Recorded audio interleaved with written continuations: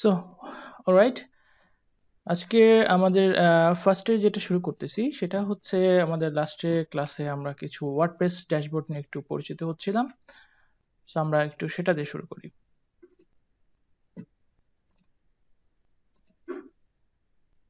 দেখতে পাচ্ছেন? জি ভাইয়া, দেখা যাচ্ছে।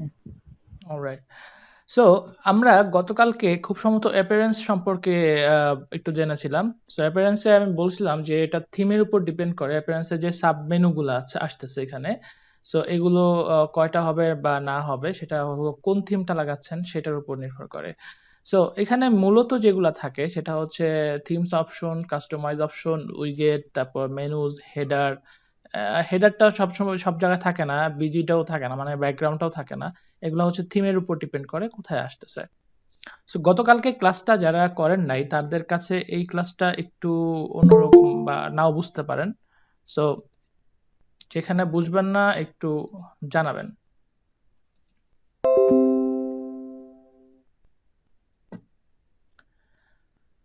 তো এখানে আমরা দেখেছি থিমটা মোটামুটি দেখেছিলাম, প্লাগইনসটাতে একটু দেখি। আবিদ ভাই, আমরা কি ঠিক আছে না? প্লাগইনস থেকেই তো মনে হয় শুরু করবো, তাই না আজকে?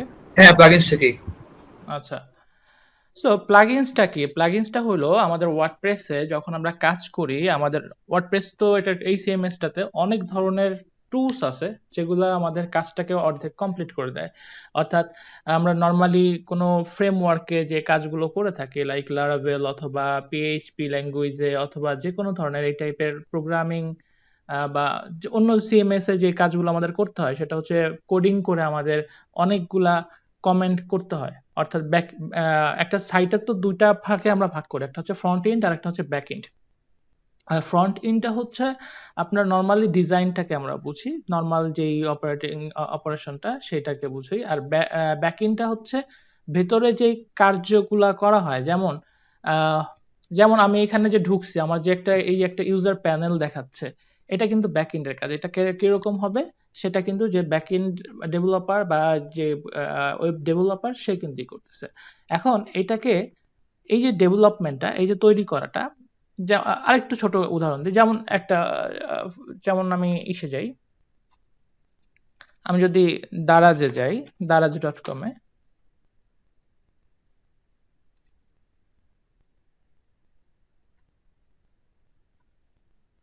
আমার শেয়ারিং অপশনটা একটু চেঞ্জ করতে হবে।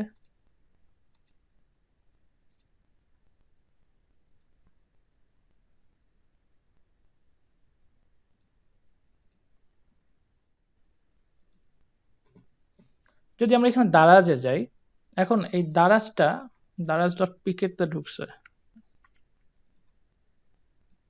এই যে একটা জিনিস দেখেন,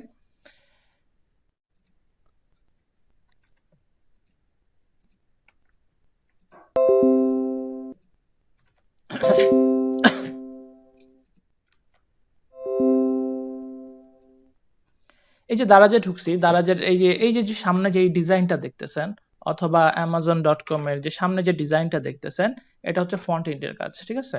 এখন এই দারাজের ভিতরে এই যে, যেমন আমি এটাতে ঢুকলাম, যদি আমি অডিওতে ঢুকি বা এখানে যে আমি হোম এন্ডেটে সে ঢুকি, এই যে উপরে যে মেনুগুলা দেখতেছেন, সাইডে যে মেনুগুলা দেখতেছেন, এগুলো আসলে সব ফ্রন্ট এন্ডের কাজ। এখন আমি এটাতে ঢুকলাম, ধরেন ক্লিক করলাম, ক্লিক করার পর আমার একটা ইন্টারফেস আসতেছে, যে এখানে পারচেজের যে ইন্টারফেসটা আসতেছে। এখন আমি যদি এখানে অ্যাড টু কার্ট করি অথবা বাই করি, এখন এই জিনিসটা তো অন্য ওদের যারা অ্যাডমিন প্যানেলে গিয়ে তো এটা প্রসেস হবে, তাই না? অথবা আমি যদি এটার মধ্যে লগ ইন করি, এই যে সাইন আপ করতেছি বা এটা আমি ভিতরে লগ ইন করলাম, লগ ইন করার পর আমাকে তো একটা ইন্টারফেস দিবে, যে আমাকে একটা ড্যাশবোর্ড দিবে, ইউজার ড্যাশবোর্ড দিবে। এই সমস্ত যে ইউজার ড্যাশবোর্ড অথবা যে লগ ইনের প্রসেস, যেটা লগ ইন, আমার লগ ইন সিস্টেমটা তো আমার অন্যভাবেও হইতে পারতো। আমি জাস্ট মোবাইল নাম্বার দিলে তো আমার মোবাইল নাম্বার ডিটেক্ট করে আমার লগ ইন করে দিতে পারতো। অথবা এই যে দেখেন, গুগল, ফেসবুক থেকে আমি সরাসরি লগ ইন করতে পারি। এই যে ভেতরের যে কাজগুলো এগুলো হলো ব্যাক এন্ডের কাজ, যেগুলো হচ্ছে ডেভেলপাররা করে, ঠিক আছে? এখন দেখেন আমরা একটা ই-কমার্স সাইট করতে গেলে, এই ধরনের কাজ করতে গেলে আমাদের কিন্তু নিজস্ব কোডিং লাগতে পারে, অথবা আমরা কোনো ফ্রেমওয়ার্কে কাজ করতে থাকি। এখন জনপ্রিয় ই-কমার্সের ফ্রেমওয়ার্ক হচ্ছে আপনার লারাভেল, কিন্তু এই যে দেখেন amazon.com, এটা কিন্তু কোনো ফ্রেমওয়ার্কে তৈরি না, এটা নিজস্ব কোডিং এ তৈরি, ঠিক আছে? এদের কিন্তু কোনো মানে ফ্রেমওয়ার্ক নাই, এটা হলো নিজেদের ডেভেলপারদের নিজেদের কোডিং এ করছে। কিন্তু এখন যদি আমরা ওয়ার্ডপ্রেসের কথা ধরি, আরে ওয়ার্ডপ্রেস গেল কই, আমরা যদি এখন ওয়ার্ডপ্রেসের কথা ধরি, তাহলে এই যে জিনিসটা আমরা হুট করে সাইটটা তৈরি করে ফেললাম, আমাদের একটা অ্যাডমিন প্যানেল চলে আসলো। এখন আমাদের এখানে যদি আমি চাইলে ই কমার্স করার জন্য আমি যদি ই কমার্স বা এই টাইপের কোনো টুলস বা শপিফাই টুলস আমি ইনস্টল করি, তাহলে আমার ভিতরের যে ই কমার্সের বা রিটেল অথবা মানে যে মোট কথা লেনদেনের জন্য যে আমার একটা তৈরি করব, মানে আমার অপশনগুলো আমি পাবো, সেটা কিন্তু আমি কোনো ধরনের কোডিং ছাড়াই করতেছি। কোডিং ছাড়া করতেছি কিভাবে? কারণ আমরা বিভিন্ন ধরনের টুলস ইনস্টল করতেছি, প্লাগইনস টুলস বা প্লাগইনস ইনস্টল করতেছি, ঠিক আছে? এখন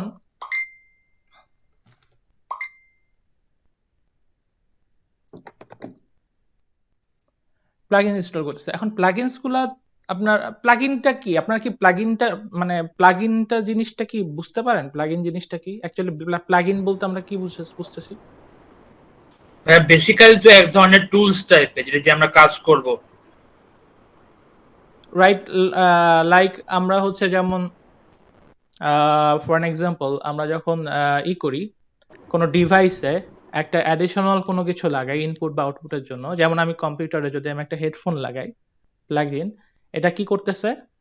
আমাকে একটা সাউন্ড কোয়ালিটি, একটা কোয়ালিটিফুল সাউন্ড দিতেছে, যেটা বাইরে এক্সপেক্ট হচ্ছে না, কিন্তু আমার নর্মালি একটা যদি আমি স্টুডিও একটা ভালো হেডফোন লাগাই, তাহলে আমাকে একটা ভালো কোয়ালিটির একটা সাউন্ড দিতেছে। এটার মাধ্যমে আমি সাউন্ডটাকে ইমপ্রুভ করতেছি। অথবা বিভিন্ন যারা সাউন্ড যারা মিউজিকের সাথে জড়িত, তারা বিভিন্ন ধরনের দেখবেন যে ব্যবহার করে, টুলস ব্যবহার করে, যে সাউন্ডটাকে আর একটু করার জন্য, ইকুয়ালাইজ করার জন্য বিভিন্ন ধরনের ডিভাইস পাওয়া যায় না আলাদা? সো এরকমই ওয়েবসাইটেও কিন্তু বিভিন্ন ধরনের সার্ভিসটা আমরা ইজিলি ইনস্টল করার জন্য আমরা প্লাগইনটা ব্যবহার করি। প্লাগইনে অনেক ধরনের মানে কমপ্লিট করা রেডিমেড টুলস আছে, যেগুলো ইউজ করলে সাইটে ইনস্টল করলে আমরা অনেক ধরনের ফ্যাসিলিটিস পেতে পারি। ফর এক্সাম্পল আমি যদি এখানে দেখি, দেখেন আমার এখানে জেট প্যাক আছে। এখন এই জেট প্যাকটা দিয়ে আমি কি করতে পারতেছি? এই জেট প্যাকটা আমি ইনস্টল করে আমার হয়েছে কি সুবিধা হয়েছে? আমি যখন কোনো একটা পোস্ট করি, এই পোস্টটা আমার অটোমেটিক সোশ্যাল মিডিয়াগুলোতে কি হয়ে যাচ্ছে? শেয়ার হয়ে যাচ্ছে। এছাড়াও জেটপ্যাকের যে সিকিউরিটি সিস্টেম, এই সিকিউরিটি সিস্টেম আমাকে কি করতেছে? আনঅথরাইজড লগ ইন থেকে, মানে লগ ইন আমাকে করতে দিচ্ছে না, মানে যেগুলো আননোন আইপি, সেই আইপি থেকে আমাকে লগ ইন করতে দিচ্ছে না। অথবা যে আইপিটা ব্লকড হয়ে গেছে বা ব্লক করছে বা র্যান্ডম ট্রাই করার জন্য অথবা সাসপিসিয়াস অ্যাক্টিভিটিসের জন্য ব্লক করে দিছে তারা, সেখান থেকে আমাকে মানে লগ ইন করতে পারতেছে না। তাহলে আমার সাইটটা একটু সিকিউরড হইলো। এছাড়াও জেটপ্যাক আমার আরো কি দিতেছে? আমার এই সাইটের টোটাল যেই ভিজিটর্স আসতেছে না, কয়টা আসতেছে বা কিরকম হচ্ছে, যে স্ট্যাটিস্টিক্সটা, সেটা আমাকে দিতেছে জেটপ্যাক। তাহলে দেখেন আমি একটা প্লাগইন ইনস্টল করে আমি অনেক ধরনের ফ্যাসিলিটিস পাচ্ছি। আবার ধরেন র্যাঙ্ক ম্যাথ, এটা একটা এসইও টুলস বা এসইও প্লাগইন, এটা আমাকে কি ফ্যাসিলিটিস দিচ্ছে? আমি র্যাঙ্ক ম্যাথ অনুযায়ী যদি আমি কোনো মানে র্যাঙ্ক ম্যাথের ডিরেকশন ফলো করে আমি যদি কোনো কন্টেন্ট লিখি, সেই কন্টেন্টটা এসইও ফ্রেন্ডলি হইতেছে, যেটা আমাদেরকে ম্যানুয়ালি করতে হইলে কি করতে হবে? আমাদেরকে অনেক কিছু জানতে হবে, মাথায় অনেক কিছু ক্যালকুলেশন করে তারপর আমাদের একটা আর্টিকেল লিখতে হবে বা একটা পোস্ট করতে হবে, তাই না? কিন্তু এই র্যাঙ্ক ম্যাথ অথবা এই যে ইওসটা, এই যে প্লাগইন গুলো ব্যবহার করে আমরা কি করতেছি? যে মাথার যে খাটুনিটা, এটা আমরা কমায় ফেলতেছি। আমরা এর ডিরেকশন ফলো করে করে আমাদের ওই কাজগুলো আমরা কমপ্লিট করতেছি। সো এটা হচ্ছে প্লাগইনের অপশন, মানে যেটা আপনার ওয়ার্ডপ্রেস ড্যাশবোর্ডের একটা পাবেন। এটার মধ্যে 3টা অপশন থাকে, যেটা হচ্ছে ইনস্টলেশন, মানে যদি যেই প্লাগইনগুলো ইনস্টল করছেন সেইটা একটা পার্ট থাকবে, অ্যাড নিউ এর মধ্যে আপনি আবার 2টা পার্ট পাবেন। আমি কিন্তু এখানে জাস্ট পরিচিতিটাই করতেছি, মানে পরিচয় করাচ্ছি আপনাদের ড্যাশবোর্ডের সাথে। যাদের পরিচয় আছে অলরেডি বা এখানে কাজ করেন, তাদের কাছে জিনিসটা ইজি বা বোরিং লাগতে পারে। আচ্ছা, সো এখানে দেখেন, এখানে আপনি আপলোড করতে পারেন যে কোনো থিম প্লাগইন যদি আপনার কাছে অ্যাডিশনাল থাকে। লাইক আমরা যে দেখছিলাম যে থিম যদি আমরা কোনো আলাদা থিম যদি আপলোড করতে চাই আপলোড করতে পারি, অথবা ব্রাউজ করে এখানে আমরা যে কোনো একটা প্লাগইন, আমাদের প্রয়োজন মতো প্লাগইন আমি এখানে ইনস্টল করে দিতে পারি। প্লাগইনস এডিটরে হচ্ছে এখানে যদি আপনার প্লাগইনে কোনো কাস্টমাইজেশন থাকে সেটা আপনারা এখান থেকে করতে পারেন। তারপরে যাই শর্টে, তারপর ক্লিক করে ফেললাম কখন। আচ্ছা, তারপর আসি ইউজার প্যানেলে। আমরা ইউজারে কি দেখতেছি? ইউজারে আমরা দেখতেছি হচ্ছে আপনার সাইটের যে কয়জন ইউজার আপনি মানে অ্যাড করবেন, মানে যারা ধরেন কন্ট্রিবিউটর থাকতে পারে, অ্যাডমিনিস্ট্রেটর থাকতে পারে। যেমন আমার এখানে অ্যাডমিনিস্ট্রেটর আরেকজন ইউজার আছে যাকে আমি দিয়ে রাখছি যে আমার বর্তমানে সে যেন সাইটটাকে মেনটেন করতে পারে। অল অ্যাক্সেস আমি যা যা আছে তার কাছে সেই অ্যাক্সেস গুলো আছে। সো এরকম ভাবে আপনি ধরেন আমি আপনাদের কাউকে আমি এখানে দিলাম কন্ট্রিবিউটর হিসেবে, তাহলে তার একটা রোল থাকলো যে আপনি কন্ট্রিবিউটর, আপনি এখানে কি করতেছেন, আপনি যে কোনো একটা হয়তো পোস্ট লিখতেছেন বা কোনো কিছু করতেছেন। আবার অন্য কাউকে আমি এখানে দিতে পারি অ্যাজ অ্যান এডিটর। সো সে কি করবে, তার এডিটিং রোলে যা যা পড়বে সেই কাজগুলো ধরেন করতেছে।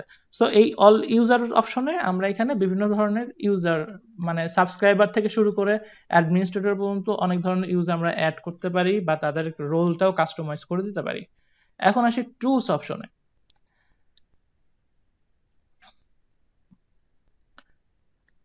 টুলসে আমাদের এখানে যেইগুলো আছে অ্যাভেলেবেল, টুলসের মধ্যে কি আছে দেখি।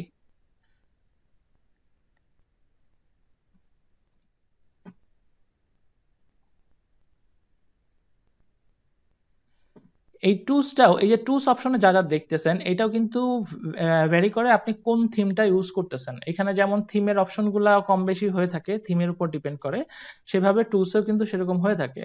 যেমন অ্যাভেলেবল টুলসের মধ্যে এখানে আমাকে দুইটা, এই থিমের সাথে আমাকে দুইটা টুলস এক্সট্রা দিছে, সেটা হচ্ছে ক্যাটাগরি এবং ট্যাগ কনভার্টার, আর একটা হচ্ছে সাইট ভেরিফিকেশন টুল বা জেটপ্যাক সেটিং এর মাধ্যমে। কারণ এটা আমি জেটপ্যাক আমি যে ইনস্টল করেছিলাম প্লাগইনে, যে দেখালাম না এখানে একটা আছে, জেটপ্যাক ইনস্টল করা আছে। এই জেটপ্যাক ইনস্টল করার কারণে আমাকে এক্সট্রা একটা ফিচার এখানে আমি পাচ্ছি। তারপর আসি ইম্পোর্টে। ইম্পোর্টের কাজটা কি?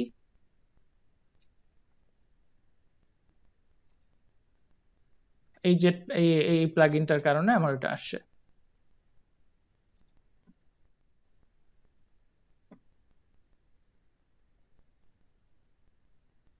আপনাদের যদি কোনো কোশ্চেন থাকে ফাঁকে ফুঁকে আমাকে বলবেন, কিন্তু না বললে আমি বুঝবো না।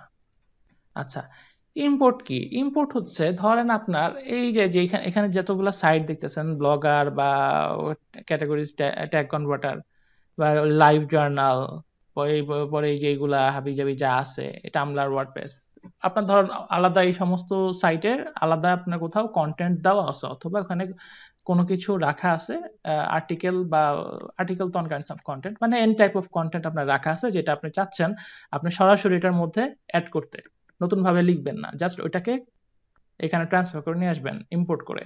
সো ওখান থেকে ফাইলটাকে আগে এক্সপোর্ট করে নিতে হবে, যেটা আমাদের একটু পরে আমরা দেখব এক্সপোর্ট অপশনটা। তারপর আপনি যদি লাইভ জার্নাল থেকে আনেন তাহলে লাইভ জার্নাল এটা ইনস্টল করবেন, বা আপনি যদি ডাব্লিউপি থেকে আনেন তাহলে ডাব্লিউপি এটাকে ইনস্টল করবেন। ইনস্টল করে এটার মাধ্যমে আপনার ওই যে এক্সপোর্টের যে ফাইলটা আছে সেটাকে ইম্পোর্ট করে এখানে আপনার সাইটে নিয়ে চলে আসতে পারবেন। এখন এটা যদি আপনারা জানতে চান, প্র্যাকটিক্যালি দেখতে চান, তাহলে আমি আমার লাস্ট ক্লাসগুলো আমাদের বলছিলাম যে আপনাদের একটা ব্লগ তৈরি করতে প্রোফ্রি হোস্টে। আপনারা কি করছেন? প্রোফ্রি হোস্টে কি অ্যাকাউন্ট খুলছেন আপনারা, যারা যারা ছিলেন? আমার আগে থেকে করা আছে ভাইয়া। সেজান ভাই, তানভীর ভাই? জি ভাইয়া, রেজিস্ট্রেশন করে রাখছি শুধু। রেজিস্ট্রেশন করে রাখছেন? হ্যাঁ। লাস্ট ক্লাসে মনে হয় লাবিবা আক্তারও ছিলেন। তারপর আর আর তো দেখি না কাউকে, আর নতুন। সো আপনারা কি এটা করছেন প্রোফ্রি হোস্টে?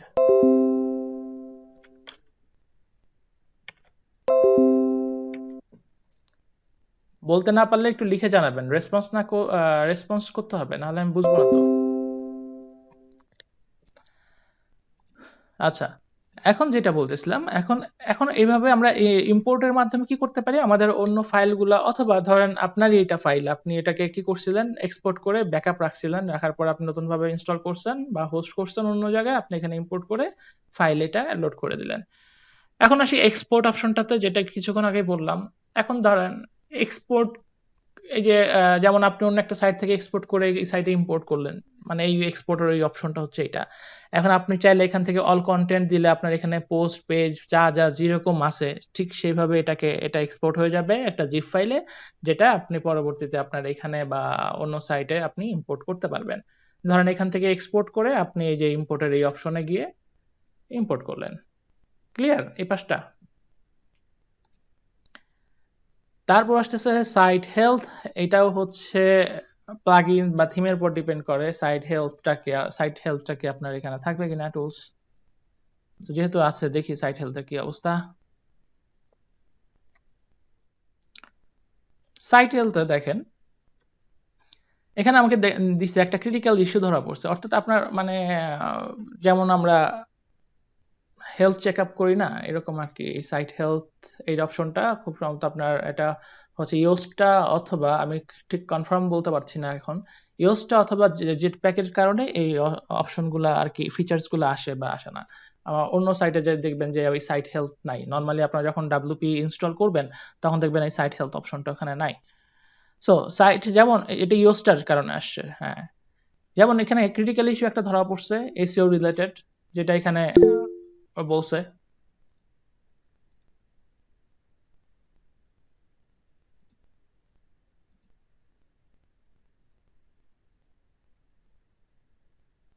আপনি ক্লাস দেখেন, যদি আজকেও না দেখেন তাহলে কালকেও কিছু বুঝবেন না।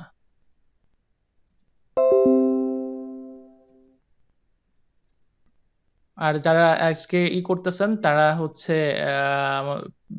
রেকর্ডেড ক্লাসগুলো আছে সেগুলো দেখে নেবেন, সময় করে এগুলো একটু দেখে নেবেন, না হলে আপনারা করতে পারবেন না, অ্যাডজাস্ট করতে পারবেন না। এখন এই সাইট হেলথে আমরা কি করতে পারি, আমাদের ওভারঅল সাইটের যে হেলথ কন্ডিশনটা অর্থাৎ মানে পারফরমেন্স কন্ডিশনটা সেটা আমরা এখান থেকে দেখতে পারি। যেমন এখানে একটা ক্রিটিক্যাল ইস্যু ধরছে, এখানে রিকমেন্ডেড ইমপ্রুভমেন্ট ধরছে, যে দিছে যে এখানে এই জিনিসগুলো ইমপ্রুভ করতে হবে, এই শুড রিমুভ ইনঅ্যাক্টিভ প্লাগইন, যেগুলা ইনঅ্যাক্টিভ আমরা দেখছি যে প্লাগইনস অনেকগুলো প্লাগইনস আছে যেগুলা ইনঅ্যাক্টিভ হয়ে আছে, ওগুলা রিমুভ করতে বলতেছে। ওগুলোর কারণে কিন্তু সাইটটা ভারী হয়ে আছে, কারণ এই সাইটের প্লাগইনগুলা যখন আসে, যেমন আমি দেখাই,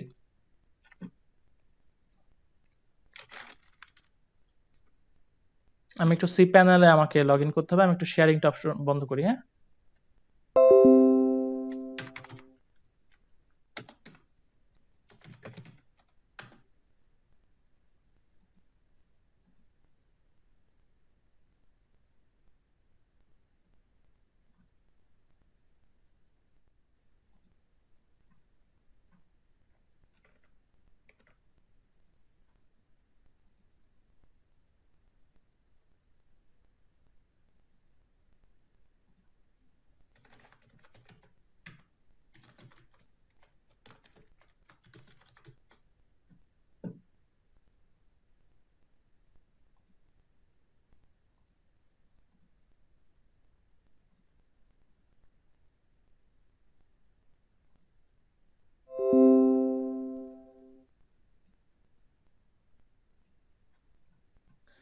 যেমন সি প্যানেলে আসি, দেখেন আমি যে এখানে যতগুলো আমাদের প্লাগইন আমরা দেখছি, এখানে যে প্লাগইনস গুলো আমরা দেখেছি যে এখানে অনেকগুলা ইনঅ্যাক্টিভ আছে, যেমন র্যাঙ্ক ম্যাথটা ইনস্টল করা আছে বাট ইনঅ্যাক্টিভ।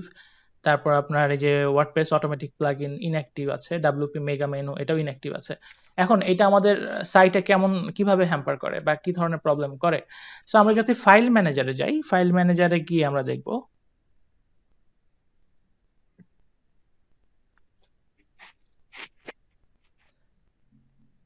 সিপ্যানেল সম্পর্কে তো আমরা অলরেডি আলোচনা করছি, সো আপনাদের মনে হয় বোঝার মানে সমস্যা হচ্ছে না যে আমরা কোথা থেকে কই যাইতেছি, তাই না, যারা পুরাতন আছেন।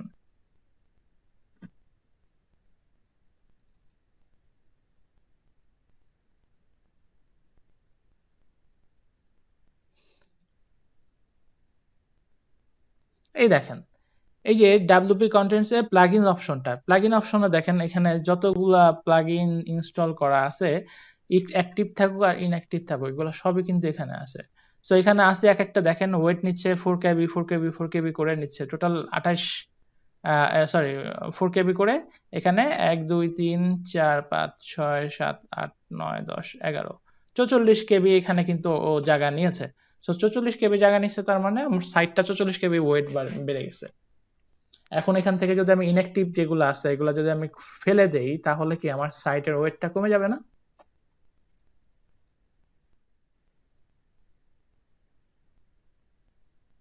হ্যাঁ ভাইয়া, কমে যাবে। সো সাইটের ওয়েট কমে গেলে কি সুবিধা?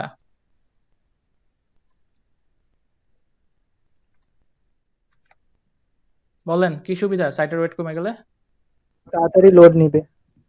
রাইট, তাড়াতাড়ি লোড নেবে। তাড়াতাড়ি লোড নিলে আমাদের সার্চ ইঞ্জিনের কাছে কি হবে, এটা আরো ভালো ফ্রেন্ডলি হবে, সার্চ ইঞ্জিন ফ্রেন্ডলি হবে এবং সার্চ র্যাঙ্কে আসতে সুবিধা হবে। ঠিক আছে, আচ্ছা আমি কি মানে হুজুকে ড্যাশবোর্ড থেকে বের হয়ে গেছি? না, বের হয়ে নাই। তো টুলস গেল, টুলসের কি আর বাকি আছে?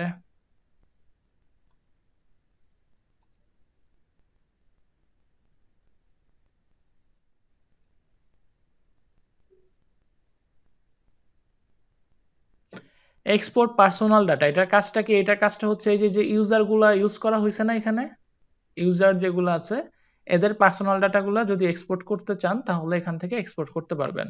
আবার ইরেজ পার্সোনাল ডাটাও সেম, ওই ইউজার থেকে কোনো যদি পার্সোনাল ডাটা থাকে সেগুলো আপনারা এখান থেকে ইরেজ করে দিতে পারবেন, করে দিতে পারবেন। সো আমার এগুলো প্রয়োজন হয় না, আমি এগুলো ইউজ করিও না। আপনাদের প্রয়োজন হলে আপনারা এটা করবেন। সো তারপর আসতেছে হচ্ছে সেটিংস অপশনে। সেটিংস অপশনে কি কি আছে দেখি। সেটিংস অপশনে এটা আমাদের দেখেন, আমাদের সাইট টাইটেল আছে একটা। এখন টাইটেল কোনটা, সাইট টাইটেল কোনটা? সাইট টাইটেল আমি গতকালকে দেখাইছি। যেমন আমি যদি এখানে দারাজে যাই অথবা অ্যামাজনে যাই, তাড়াতাড়ি আসবে। এই যে উপরে দেখতে পাচ্ছেন এই যে কার্সারটা রাখছে, এখানে কি দেখাচ্ছে? amazon.com spend less mile more। এটা হচ্ছে সাইট টাইটেল। ঠিক আছে, সো এই সাইট টাইটেলটা আমি এখানে দিয়েছি। আর এটা ট্যাগলাইন, ট্যাগলাইনটা কি একটা স্লোগান থাকে সবসময়, ওই স্লোগানটা এখানে দিচ্ছি, দিয়ে রাখছি। অনেক সময় সাইট টাইটেলের এখানে যে লোগোগুলো থাকে, লোগোর নিচে অনেক সময় স্লোগানটা দেখায়, অনেক সময় দেখায় না। আবার অনেক সময় আপনার এখানে টাইটেলে, এটা তো টাইটেলের এখানে অ্যাড করা নাই। সো অনেক সময় ট্যাগলাইনটা আবার অনেক কি করে, বিভিন্ন জায়গায় আপনি যখন সার্চ দিবেন ওয়েবসাইটটা, তখন এই ট্যাগলাইনটা শো করবে টাইটেলের সাথে। তারপর নিচে আছে কি ওয়ার্ডপ্রেসের তো ইউআরএল, এগুলো দেখবেন। আচ্ছা, এখানে আর তেমন কিছু বোঝানো নাই। এখানে যে ডেট ফরম্যাট, টাইম ফরম্যাটটা এগুলাই করা লাগবে। তারপর এখানে যে আপনার এখানে যদি নতুন ইউজার যোগ হয়, তাহলে সেই ইউজারগুলা ডিফল্ট রোল তার কি হবে। সো আমার এখানে সাবস্ক্রাইবার দেওয়া, যেমন আপনারা কেউ আমার এই ওয়েবসাইটে করলেন, সাইন আপ করলেন। এখন আপনার রোলটা ঢুকে কি হবে, তাহলে আপনি ঢুকে আপনি অ্যাজ এ সাবস্ক্রাইবার আপনি আমাদের এই ইসের সাথে ইনরোলড করে থাকলেন। বাট আমি চাইলে আপনার রোলটাকে আমি এখান করে দিতে পারবো, চেঞ্জ করে দিতে পারবো। এখন আমি যদি এখানে ডিফল্ট দিয়ে অ্যাডমিনিস্ট্রেটর, বুঝেন কিন্তু, এখন যদি আমি এখানে ডিফল্ট দিয়ে অ্যাডমিনিস্ট্রেটর, তাহলে কি যেই সাইন আপ করে ঢুকবে সেই কিন্তু এই ওয়েবসাইট তার ইচ্ছা মতো নাড়াচাড়া করতে পারবে। আপনারা কি কথাটা ক্লিয়ার, বুঝতে পারছেন? ডিফল্ট রোলের কাজটা মানে ডিফল্ট রোলটা কি কাজ করে বা কেন দেওয়া হচ্ছে? ভাইয়া লাস্টের প্রশ্নটা আরেকবার বলবেন? আচ্ছা, ডিফল্ট রোলটা হচ্ছে, ধরেন আপনার এই ওয়েবসাইট, ধরেন এটা আমার যে ওয়েবসাইট,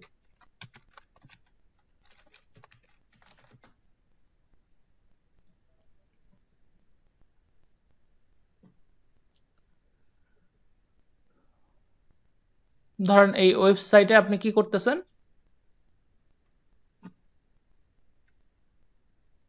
ওই যে দেখেন আমারটা ট্যাগলাইন আসছে সাথে, দেখছেন ওই যে গেট 24/7 লাইভ স্পোর্টস।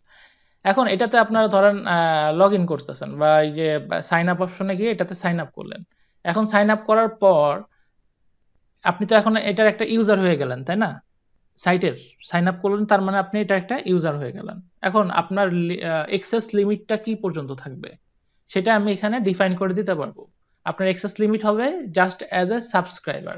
কি করতে পারবেন, আপনি খালি আমাদের ওয়েবসাইটটা ব্রাউজ করতে পারবেন, আর্টিকেল দেখতে পারবেন, মানে কমেন্ট করতে পারবেন, এই এতটুকুই করতে পারবেন। আপনি কিন্তু এখানে কোনো পোস্টিংও করতে পারবেন না, আপনি এখানে কোনো মানে কারোর পোস্ট ডিলিটও করতে পারবেন না, এডিটও করতে পারবেন না।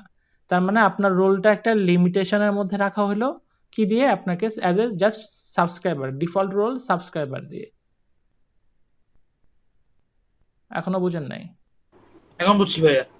আচ্ছা, সো এইটাকে যদি আমি সাবস্ক্রাইবার না দিয়ে অন্য কিছু দেই তাহলে রেজাল্টটা কি কেমন হবে? ধরেন আমি সেটাই বললাম যে আমি সাবস্ক্রাইবার না দিয়ে আমি যদি ডিফল্ট রোলটা আমি অ্যাডমিনিস্ট্রেটর দেই, তাহলে তো যেই লগ ইন করবে, সাইন আপ করবে সাইটে, সে ঢুকেই ইচ্ছা মতো নাড়াচাড়া করতে পারবে সাইটটাকে। দেখা যাবে আমি অ্যাডমিন, আমাকেই বাদ দিয়ে দিছে। বুঝতে পারছেন? হয় না অনেক সময় পেজের গ্রুপের অ্যাডমিন বানায় দিলে, একজনকে ট্রাস্ট করে অ্যাডমিন বানায় দিছেন, আপনাকে কিক করে মানে সে নিজে এখন চালাইতেছে, এই টাইপের হবে। এই জন্য আমরা এখান থেকে খেয়াল করে কি করব, ডিফল্ট রোলটা যেন মানে খুব লিমিটেশনের মধ্যে থাকে সেটা আমরা ই করব। এখানে আরেকটা দেখেন, মেম্বারশিপ এনিওয়ান ক্যান রেজিস্টার, এটা যদি আমি ক্লিক করি তাহলে আমার এখানে রেজিস্টার একটা অপশন পাবেন। দাঁড়ান আমি এটাকে সেভ করে দিই।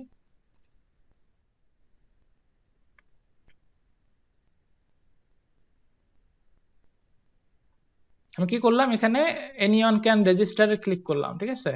এখন আপনি এখানে, না এখান থেকে হবে না, আপনি এখানে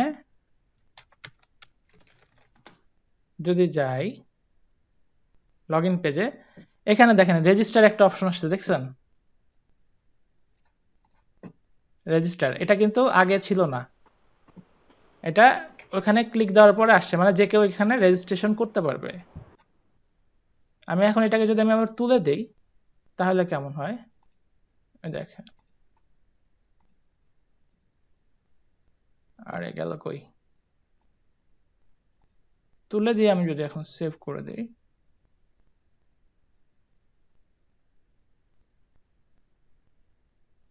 সেভ হয়েছে। এখন আমি আবারও লগ ইন পেজে ঢুকি, দেখেন রেজিস্ট্রেশন অপশনটা চলে গেছে, দেখছেন? সো এই জিনিসগুলো আমাদেরকে খেয়াল রাখতে হবে। টাইম ফরম্যাট এটা গেল, তারপর আসে রাইটিং অপশনটাতে, জেনারেলের পার্টটা গেল। রাইটিং অপশনে কি আছে? রাইটিং অপশনে জাস্ট আপনার post category, default post category কি হবে, অর্থাৎ ডিফল্ট পোস্ট ক্যাটাগরি কোনটা। আমরা জানি আমরা যখন কোনো পোস্ট করতে চাই বা পোস্ট লিখতে চাই তখন আমাদেরকে একটা ক্যাটাগরি সিলেক্ট করতে হয়, তাই না? এটা আমরা শিখছি না আর্টিকেল রাইটিং বা আর্টিকেল পোস্টিং এর সময়? সো আমাদের একটা ক্যাটাগরি দিতে হয়। এখন ধরেন আপনি ক্যাটাগরি দিতে ভুলে গেছেন, আপনি ডাইরেক্ট পোস্ট করে দিচ্ছেন, এখন ওই পোস্টটা কোন ক্যাটাগরিতে যাবে? সো ডিফল্ট ক্যাটাগরি যদি আমার ধরেন এনসিএ বাস্কেটবল থাকে তাহলে আমাদের কি যাচ্ছে, ওই পোস্টটা সরাসরি কোথায় চলে যাবে? বাস্কেটবল ক্যাটাগরিতে চলে যাবে। বাট আমার এখানে যদি আমি ডিফল্ট দিয়ে দিই অন্য একটা, যে কোনো আরেকটা দিয়ে দিই, ধরেন আমি ইউএফসি তে দিলাম, তাহলে কি হবে? আমি এই পোস্টটা করলে সরাসরি ইউএফসি তে চলে যাবে। বিষয়টা ক্লিয়ার? জি ভাইয়া। আচ্ছা, এখন দেখেন default post format, standard, chat, audio, video. আচ্ছা, এখন ডিফল্ট পোস্ট ফরম্যাট কি? এখন আমরা যখন ক্রিয়েট পোস্টে যাই, আমরা যখন অ্যাড নিউ পোস্টে যাই, অ্যাড নিউ পোস্টে গেলে আমাদের স্ট্যান্ডার্ড টাইপ পোস্ট, মানে অর্থাৎ মানে নর্মালি আমরা যে টেক্সট পোস্টগুলা করি সেই পোস্টের অপশনটা আসে। এখান থেকে যদি আমি চেঞ্জ করে দেই তাহলে গ্যালারি, লিঙ্ক, ইমেজ এগুলো দিই তাহলে এটার অপশনগুলো একটু ভিন্ন আসবে, বা যে আপনার মিডিয়া আপলোডিং এর অপশন আসবে। আচ্ছা, এটাতে ভিপিএন ব্যবহার করতেছি তো এই জন্য এটা একটু স্লো দেখাচ্ছে। যাই হোক, এটা আপনারা যখন, এটা আমার মেইন সাইট তো এটা থেকে আমি অনেক কিছু দেখাইতে পারবো না, কারণ ঝামেলা হলে আমার আপলোড স্পিডের সমস্যা হবে। আপনারা যখন আপনাদের ওই যে ইগুলা করবেন, ওয়েবসাইট গুলা নিজেদের সাইট গুলা করবেন, তখন আপনারা এটাতে ট্রাই করবেন ইচ্ছা মতো, সমস্যা নাই। এখানে আমি জাস্ট পরিচয় পর্বটা শেষ করি। এখানে যেটা করবেন, ডিফল্ট এডিটর বা অল ইউজার এটাকে ক্লাসিকই রাখবেন। ব্লক এডিটর দিলে এটার অন্য ধরনের ইন্টারফেস আসবে, সেটা ক্লাসিক থাকুক। তারপর allow user to switch editors, no, allow users to switch editor। আচ্ছা, অ্যালাউ ইউজার এডিটর সুইচ করতে পারবে কিনা সেটার কি, যেমন নরমালি যারা ধরেন কন্ট্রিবিউটর আছে, ধরেন আপনি একজন পোস্ট আছে, আপনি একজন পোস্ট করেন, আপনারা কেউ একজন পোস্ট করেন ধরেন এই সাইটে, সাথে আমিও পোস্ট করি। এখন আমি সিলেক্ট করে রাখছি যে ক্লাসিক এডিটরে পোস্টিং হবে বা হবে, কাজ করতে হবে। এখন আপনি কি করলেন, আমি যদি এটা ইয়েস দিয়ে রাখি, আপনি ওটাকে দিলেন ব্লক এডিটরে, বাট আমি তো ব্লক এডিটরে ইউজ টু না, অভ্যস্ত না। তখন কি করতে পারে, একটা ঝামেলা হইতে পারে। এই জন্য আমি এটাকে এখানে এক্সেসটা বন্ধ করে রাখছি, যে এখানে নো দিয়ে রাখছি। এটা নর্মাল, এগুলা এগুলা আপনারা একটু হাত করলে খুঁজলে পেয়ে যাবেন। এখানে তেমন অ্যাকচুয়ালি দেখানোর কিছু নাই, এটা হচ্ছে আপনারা যখন ইউজ করবেন তখন এটা হয়ে যাবে। আমি জাস্ট হালকার উপরে শেষ করে দিই এটা, কারণ আমাদের মেইন ক্লাস এখনো বাকি। এখানে হচ্ছে এই রিডিং সেকশনটা আপনি কি করতে পারেন, আপনি এখানে মানে আপনার হোম পেজে কি ধরনের কি ধরনের আসবে, ইউর লেটেস্ট পোস্ট দিছি, অর্থাৎ আমার যে এখানে হোম পেজগুলো আছে আমি যখনই পোস্ট করব তখনটা সেই পোস্টটা এখানে দেখাবে। আমি যদি এখানে এটা দিয়ে কোনো হোম পেজ এখানে সিলেক্ট করে দিই, যেমন এখানে দিয়ে যদি আমি কোনো নির্দিষ্ট কোনো পেজ আমি এখানে সিলেক্ট করে দিই, তাহলে আমি যখনই হোম পেজে ঢুকবো তখন কি হবে, ওই পেজটা আসবে। বুঝতে পারছেন? সো আমার এটা লেটেস্ট পোস্টই থাকুক। আপনার যদি মনে হয় আপনি হোম পেজটা অন্যরকম করবেন, আপনারা এখান থেকে করে নেবেন। তারপর একটা ব্লগ পেজের মধ্যে মোট কয়টা পোস্ট দেখাবে, যেমন আমার এখানে কয়টা পোস্ট পর্যন্ত দেখাবে, ওখানে দেওয়া আছে 10টা, এখানে কয়টা আছে দেখি তো, 1টা 2টা 3টা 4টা 5টা 6টা 7টা 8টা 9টা 10টা দেখাচ্ছে। সো আমি যদি এখান থেকে বাড়াইতে পারবো কমাইতে পারবো, ঠিক আছে। তারপর এখানে দেখাচ্ছে যে for each post feed included full text, ইসের ফিডে অর্থাৎ নিউজ ফিডে আপনার কতটুকু পোস্ট দেখাইতে পারবে। আপনি এখানে ফুল টেক্সট দিতে পারেন, এখানে আরেকটা অপশন পায় মাঝে মাঝে সামারিও দিতে পারেন, এক্সেপ্ট দিতে পারেন, এটা আপনার উপর ডিপেন্ড করে। তারপর যে এটা একটু গুরুত্বপূর্ণ, সার্চ ইঞ্জিন ভিজিবিলিটি। এখানে যদি আপনি discourage search engine from indexing this site then, তাহলে কি হবে, আপনি এখানে যে পোস্টগুলো করবেন সেগুলো সার্চ ইঞ্জিনে ইন্ডেক্সিং হবে না, বা ক্রাউল করতে আসবে না। আমি চাচ্ছি যে আমার এই সাইটের কন্টেন্টগুলো সার্চ ইঞ্জিনে ইন্ডেক্সিং হোক, এই জন্য কিন্তু আমি এখানে করি নাই, ক্লিক দিয়ে রাখি নাই, ঠিক আছে। আপনারা কি বুঝতেছেন? আপনারা সবাই যেমন নীরবতা পালন করতেছেন, আমি তো ভয় পাচ্ছি কি বুঝতেছেন না বুঝতেছেন। যাদের মাইকের সমস্যা তারা একটু লিখে দিতে পারেন প্রশ্নগুলা, সমস্যা নাই, আমি দেখব।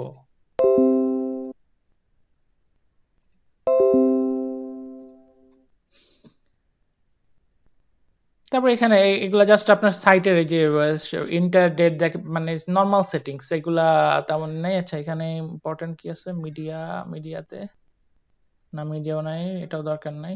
এখানে মিডিয়ার কাজটা কি, মিডিয়ার কাজটা হচ্ছে ডিফল্ট যে ইমেজগুলা আমরা ব্যবহার করি, সাধারণত থাম্বনেইল ব্যবহার করি, ধরেন এই থাম্বনেইলের ডিফল্ট একটা সাইজ আপনি এখানে নির্ধারণ করে দিতে পারবেন, যেটা আপনি করলে অটোমেটিক ক্রপ করে নিতে পারবে, ক্রপ করে ডাইমেনশনটা নিজে নিজে সেট করে নিতে পারবে। আর এটা যদি আমি ক্লিক করে উঠাই দেই, তাহলে আমাকে এটা ম্যানুয়ালি এটাকে অ্যাডজাস্ট করতে হবে। এবং এখানে আপনার যখন আমরা কোনো মিডিয়া অ্যাড করি তখন 3টা সাইজের দেখায়, একটা হচ্ছে থাম্বনেইল সাইজ, একটা হচ্ছে মিডিয়াম সাইজ, লার্জ সাইজ, আর একটা ছিল আগে অরিজিনাল সাইজ, এখন খুব সম্ভবত অরিজিনাল সাইজটা উঠাই দিছে। অরিজিনাল সাইজটা কি, যে আপনার ইমেজটার মেইনলি যে সাইজটা দিয়ে আপলোড করবেন সেই সাইজটাই আর কি এটা ডিসপ্লে করবে, সেটা হচ্ছে অরিজিনাল সাইজ, ঠিক আছে। দরকার নাই, পার্মালিঙ্কে যাই একটু।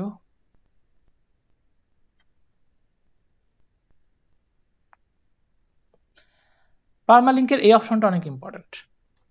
সাধারণত আমাদের এসইও ফ্রেন্ডলি যে সাইটগুলো আছে এখানে দুই ধরনের কথা আছে। একটা হচ্ছে যে আমাদের যে পোস্টের লিঙ্কটা সেটা একটু শর্ট হওয়া উচিত, আর দ্বিতীয়ত লিঙ্কের মধ্যে আপনার কিওয়ার্ডটা থাকা উচিত।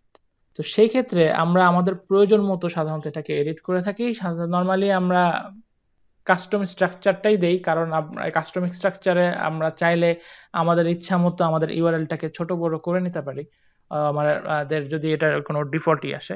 বাট এগুলাতে দিলে এগুলার যে ফরম্যাট অনুযায়ী দেখা যাচ্ছে সেই ফরম্যাট অনুযায়ী আসবে। যেমন আপনি যদি মান্থ অ্যান্ড নেম দেন, তাহলে আপনার মেন রুট ডোমেনের পরে আপনার ইয়ারটা আসবে, তারপর মাস আসবে, তারপর পোস্টের নাম মানে পোস্টের যে ইউআরএলটা সেটা আসবে। যেমন আপনাদেরকে একটা উদাহরণ দেই,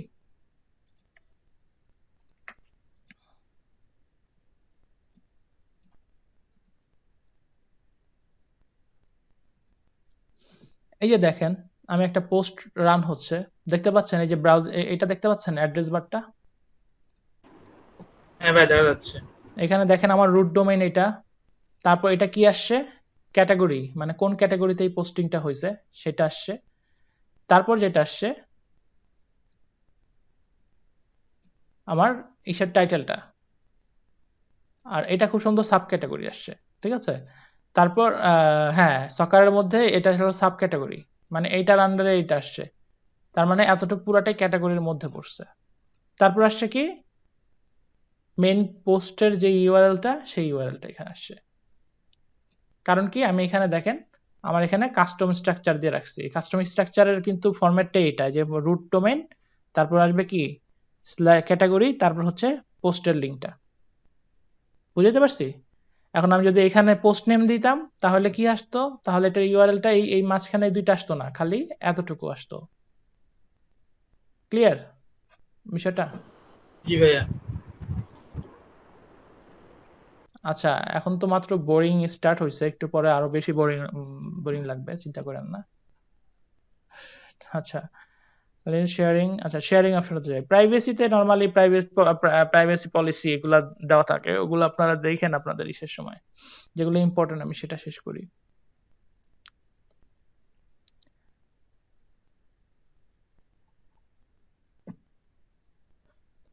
শেয়ারিং অপশনটা, ওই যে আমি জেট প্যাকের কথা বলছিলাম না, জেট প্যাক ইউজ করার মাধ্যমে আমরা একটা অপশন পাচ্ছি যে আমাদের পোস্টগুলো অটোমেটিক শেয়ার হয়ে যাবে সোশ্যাল মিডিয়াগুলোতে। সো এটা হচ্ছে সেই অপশনটা। এই শেয়ারিং অপশনে গিয়ে এখানে পাবলিসাইজ সেটিং এ যদি আমি যাই এখন, তাহলে আমাকে wordpress.com এর একটা অ্যাক্সেস চাবে। wordpress.com এর অ্যাক্সেসটা দেওয়ার পর তখন আমাকে এই যে বিভিন্ন ধরনের যে টুইটার, ফেসবুক, লিঙ্কডইন এগুলার অটোমেটিক শেয়ারিং এর ওই অপশনটা আমাকে দিবে, আমি যেটা সিলেক্ট করে দিতে পারবো। আমি এখানে দেখাবো না কারণ আমার এটা একটা সেটিং আছে। এখন যদি আমি যাই, আমার wp-র এক্সেসটা, wp.com এর এক্সেসটা আমার এখন নাই, সেই জন্য আমাকে আবার নতুন ভাবে সেট আপ করতে হবে। সো এটা আমি এখন দেখাচ্ছি না, যখন আমরা করব তখন শিখবো। এখন জাস্ট করে দিচ্ছি। সো এই হলো মোটামুটি ভাবে আমাদের ড্যাশবোর্ড, ওয়ার্ডপ্রেসের ড্যাশবোর্ডের পরিচিত ছিল। আর একটা আছে এসইও, এটা হচ্ছে আমরা অন পেজ এসইও সময় দেখবো, এটা এখন দেখলে আপনারা কিছুই বুঝবেন না, সো এটার কথা বাদ। এই হলো মোটামুটি আমাদের ড্যাশবোর্ড। ড্যাশবোর্ড মোটামুটি ক্লিয়ার। যদি এখানে কোনো কোশ্চেন থাকে আপনারা করতে পারেন লাস্ট ক্লাস মিলে। সিরাজুল ইসলাম ভাই কিছু বুঝবেন না তো? কিছু বুঝবেন না এখন আপাতত?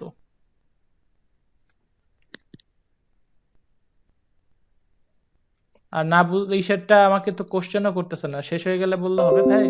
আমি তো বলতেছি যে ভাই না বললে কিছু বলেন, না বুঝলে বলেন। আর আজকে এই ক্লাসটুকু আপনারা মাঝখান থেকে পাইছেন, সো এটা আপনারা বুঝবেন না, আগে ক্লাসটা দেখতে হবে। এখন আমাদের মেইন ক্লাসে যাই। আমাদের এই পাশে মোটামুটি কাজ শেষ। সো আজকে কি ক্লাস 6, তাই তো? হ্যাঁ ভাইয়া, ক্লাস 6। ক্লাস 6 এ আপনারা আজকে পাবেন হচ্ছে কিওয়ার্ড।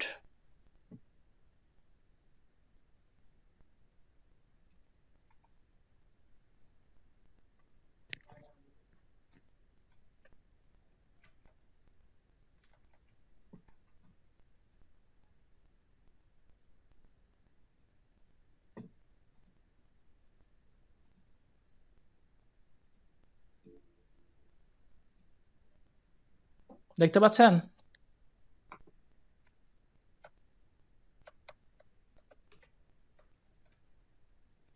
জি ভাই, দেখা যাচ্ছে। দেখা যাচ্ছে। অলরাইট, সো ক্লাস 6 আমাদের আজকের টপিক হচ্ছে কিওয়ার্ডস। আচ্ছা, আমি বলছিলাম বোধহয় কিওয়ার্ডস কাকে বলে বলেন? আমি এর আগে বলছি, দুই একবার আরো বেশি বলতে পারি। কিওয়ার্ডস কি বলেন একজন? ভাইয়া, কিওয়ার্ড হইলো একটা আর্টিকেলের মেইন ওয়ার্ড, যেটা মানে হাইলাইট করবে আর্টিকেলটাকে। এটার ডেনসিটি হওয়া লাগবে 1 থেকে 2% পুরো আর্টিকেল। এটা তো আপনি ভিতরের কাজ বললেন, এটার মানে কিওয়ার্ডস জিনিসটা কি? মানে ভাই এটা ভিত্তি টাইপের, বেস। সেজান ভাই বলেন। ভাইয়া এটা কোনো নিশ নিশ টাইপের কিছু, মানে যে আর্টিকেলটা আমি লিখতেছি তার মেন জিনিসটা। ক্লাসগুলো খালি করছেন, রিভিশনও দেন নাই, হোমওয়ার্কও করেন নাই। তানভীর ভাই বলেন।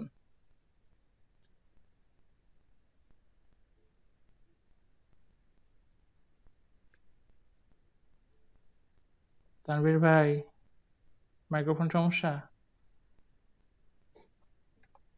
অলরাইট, কিওয়ার্ড হচ্ছে সেই ধরনের ওয়ার্ড। কি অর্থ কি? এখানে কি বলতে কিন্তু হেড বোঝাচ্ছে বা মেইন বোঝাচ্ছে। আমরা বলি না বিভিন্ন অফিসে গিয়ে যে এই অফিসের ডিপার্টমেন্ট হেড কে অথবা এখানকার কি পার্সন কে, যাকে আমরা খুঁজি কোনো ডিসিশন মেকিং এর জন্য বা যে কোনো ডিসিশন মেকিং এ যে ধরনের পার্সনরা করে থাকে। সো কিওয়ার্ড হচ্ছে সেই ধরনের ওয়ার্ড যেই ওয়ার্ড সরাসরি আমাদের কন্টেন্টটাকে অ্যাড্রেস করতে পারবে, অর্থাৎ ইন্ডিকেট করতে পারবে যে হ্যাঁ এই ওয়ার্ডের মাধ্যমে আমি আপনার এই কন্টেন্টের সম্পর্কে আমি সম্পূর্ণ বুঝতে পারতেছি। কনসেপ্টটা কি ক্লিয়ার? জি ভাইয়া। সবাই জি ভাই ক্লিয়ার। Yes. আচ্ছা, এখন আসি কিওয়ার্ড। সাধারণত আমরা যখন ব্যবহার করি কিওয়ার্ড অনেক প্রকার আছে। কি কি আছে? এই মূলত ইনটেন্ট অথবা আপনার কি বলে এই ইন্টেনশন বাংলা কি?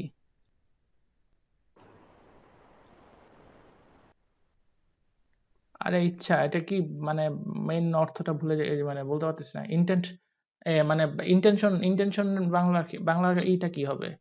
মানে পেটে আসতেছে মুখে আসতেছে না এই টাইপের অবস্থা আর কি। যাই হোক, মানে ইচ্ছা বা এই টাইপের আর কি, আগ্রহ এই টাইপের আর কি, এরকম কিছু একটা হবে। এখন এই ইন্টেন্টের উপর ডিপেন্ড করে কিওয়ার্ডকে সাধারণত দুই ভাগে ভাগ করা হয়। একটা হচ্ছে ইনফরমেটিভ কিওয়ার্ড আর একটা হচ্ছে বাইং কিওয়ার্ড। অর্থাৎ আপনার মানে কোন ধরনের আপনি কন্টেন্ট লিখবেন। ইনফরমেটিভ কিওয়ার্ডস কোনগুলা? যে কিওয়ার্ডের মাধ্যমে আপনি কোনো কিছু ইনফর্ম করতেছেন অথবা আপনার কোনো কিছু বোঝাচ্ছে। যেমন আপনার হোয়াট ইজ কম্পিউটার? কম্পিউটার কি? এটা একটা ইনফরমেশন, তাই না? এটা একটা ইনফরমেটিভ কিওয়ার্ডস যে কম্পিউটার কি জিনিসটা, এই জিনিসটা আপনি এটা বিবরণ চাচ্ছেন অথবা বোঝানোর চেষ্টা করতেছেন। What is computer? এটা আপনি জিজ্ঞাসা করতেছেন, একটা বিবরণ চাচ্ছেন। আর একটা হচ্ছে বাইং কিওয়ার্ড। বাইং কিওয়ার্ড কোনগুলা? যেই কিওয়ার্ডের মাধ্যমে কি করা হয়, কোনো কিছু কেনার ইন্টেনশন বোঝায় বা কোনো কিছু কিনতে চান বা আগ্রহ প্রকাশ করেন যেই কিওয়ার্ডগুলোর মাধ্যমে। যেমন best price of best laptop price in Bangladesh অথবা best deal laptop deal in Dhaka. So এই যে জিনিসগুলা ইউজ করতেছেন, বেস্ট ডিল অথবা বেস্ট বাইং আইটেম অথবা বেস্ট প্রাইস অথবা বেস্ট ডিসকাউন্ট অথবা মোস্ট ডিসকাউন্ট কোড বা ডিসকাউন্ট কুপন, এই যে ব্যবহারগুলো করতেছেন এগুলো হচ্ছে বাইং কিওয়ার্ডস। মানে যেই কিওয়ার্ডগুলো ব্যবহার করলে কি হয়, আমাদের কোনো কিছু কেনার আগ্রহ প্রকাশ হয় অথবা আমরা কোনো কিছু কিনতে চাই এই টাইপ বোঝায় আর কি। সো তাহলে আমরা বুঝলাম কি বেস্ট ইন্টেন্টের উপর বেস্ট করে, অর্থাৎ মানুষের এখন আমাকে ইন্টেনশনের বাংলা মানে আক্ষরিক অর্থটা আমাকে বলতে পারলো না, আমি এটা খালি মুখে বাদতেছে। এই ইন্টেন্ট করলে তো আপনারা ই করবেন না। আপনাদের ভাই কত অশিক্ষিত, ইন্টেন্ট অর্থ জানে না, দেখছেন? ওই দেখো অভিপ্রায় দিছে, এখন অভিপ্রায় তো আরো দাঁত ভাঙা অবস্থা। ভাইয়া মেইনলি উদ্দেশ্য। হ্যাঁ, ইন্টেনশন বা উদ্দেশ্য, আমি সেটাই মানে এই করতে চাচ্ছিলাম, মুখে আসতেছিল না। আচ্ছা, এখন তাহলে কি হচ্ছে ইনফরমেটিভ কিওয়ার্ডস এর আমরা কি পেলাম? যে ইনফরমেটিভ কিওয়ার্ডস পেলাম, আবার বাইং কিওয়ার্ডস পেলাম। এটা হলো মূলত ইন্টেন্টের উপর ডিপেন্ড করে এটাকে ভাগ করা হয়, ঠিক আছে? এখন টোটাল যত কিওয়ার্ড গুলো আছে এই কিওয়ার্ড গুলাকে 18টা টাইপের হয়, ঠিক আছে? যত ধরনের কিওয়ার্ড হয় এগুলা হচ্ছে টোটাল 18টা টাইপ হয়। এই 18 টাইপের কিওয়ার্ড গুলাকে 5টা আলাদা আলাদা সেগমেন্টে ভাগ করা হয়েছে। এই 5 সেগমেন্ট গুলা কি? একটা হচ্ছে টার্গেটিং কিওয়ার্ডস, একটা হচ্ছে কিওয়ার্ডস বাই লেন্থ, তারপর আছে on site keyword, Google ads keyword, আর হচ্ছে বায়ার কিওয়ার্ড। আজকে আমরা প্রথম 3টা কভার করব, তারপর নেক্সট ক্লাসে আমরা বাকি পরের 2টা কভার করব। নেক্সট ক্লাস অন পেজ এসইওর উপর। সো সেদিন অনেক হবে, মানে কিছু প্র্যাকটিক্যাল কাজের সাথে সাথে এটা করব, ভালো লাগবে। সো আসি ফার্স্টে কি টার্গেটিং কিওয়ার্ডস। টার্গেটিং কিওয়ার্ডস জিনিসটা কি? টার্গেটিং কিওয়ার্ডটা হলো সেই কিওয়ার্ড যেগুলো হচ্ছে আপনার অডিয়েন্স বা রিডার বা ভিজিটরকে সরাসরি টার্গেট করতেছে, মানে নিশ টার্গেট করে বা ক্যাটাগরি করে টার্গেট করতেছে। এখন ধরেন আপনি সাইকেল কিনবেন, ঠিক আছে? এখন আপনি একজন রাইডার, এখন আপনি সাইকেল কিনবেন, এখন আপনি সাইকেল নিয়েই করছেন, বাইসাইকেল, এর মধ্যে ধরেন বাইসাইকেল কিনবেন এখন। এখন আপনার কিওয়ার্ড হচ্ছে বাইসাইকেল। এখন আমি চাচ্ছি যে আপনাকে টার্গেট করতে যে বাইসাইকেল সম্পর্কে যাদের যাদের আছে, আগ্রহ আছে, তারা আমার আর্টিকেলে আসবে অথবা আমার সাইটে আসবে। ঠিক আছে? তাহলে আমি কি করলাম, একটা নিশ বা একটা সাবজেক্ট সিলেক্ট করে আমি টার্গেট করে দিলাম না, একটা টার্গেট হয়ে যাচ্ছে না, টার্গেটেড হয়ে যাচ্ছে না। এই আপনি কি বুঝতেছেন? জি ভাইয়া। অথবা এই যে যেমন এখানে দুইটা এক্সাম্পল দেওয়া হয়েছে, ক্লোথ বা শুজ দেওয়া হয়েছে। এখন আমি আপনার হলো লাগবে হলো ক্লোথিং লাগবে বা ওয়্যার আইটেম লাগবে। এখন আমি বললাম যে এখানে ক্লোথিং এর উপর যাদের যত জিজ্ঞাসা আছে তারা আমার হচ্ছে টার্গেটেড কাস্টমার, তাদেরকে আমার সাইটে আনতে হবে। সো এই ধরনের যে এই সাবজেক্ট বা ক্যাটাগরি, মেইন ক্যাটাগরি, যেমন ক্লোথের মধ্যে তো অনেকগুলো আইটেম আছে, তাই না?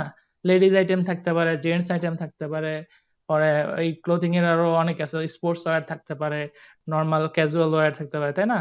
সো আমি সরাসরি ক্লোথ করতেছি। এগুলাকে আমরা যখন আবার কিওয়ার্ড রিসার্চ শিখবো তখন দেখবো যে এগুলাকে আবার গ্রুপ কিওয়ার্ডও বলে, যে এগুলার অনেক ধরনেরই আছে, মানে এগুলার ভিতরে অনেকগুলো গ্রুপ আছে, মানে গ্রুপ আছে না, এই ক্লোথ জিনিসটাই হচ্ছে একটা গ্রুপ। এই এটার ভিতরে কি আরো কিছু অনেক ধরনের কিওয়ার্ড আমরা পাবো। সো এই কিওয়ার্ড গুলো আবার অন কাইন্ডস অফ গ্রুপ কিওয়ার্ডও বলা হয়। ওটা আমরা পরের সাবজেক্ট, ওটা এটার মধ্যে ঢুকেন না, সরি আমি ঢোকানোর জন্য মাথা খারাপ হয়ে যাবে। এখন এই টার্গেটিং কিওয়ার্ড গুলোকে আমরা আবার 6 ভাগে ভাগ করতে পারি। একটা হচ্ছে মার্কেট সেগমেন্ট কিওয়ার্ডস, তারপর customer defining keyword, product keyword, branded keyword, competitor keyword এবং জিও টার্গেটেড কিওয়ার্ড। আচ্ছা, আপনাদের মনে কি এখনো কারোর মনে প্রশ্ন আসছে যে আমরা এগুলা কেন শিখতেছি?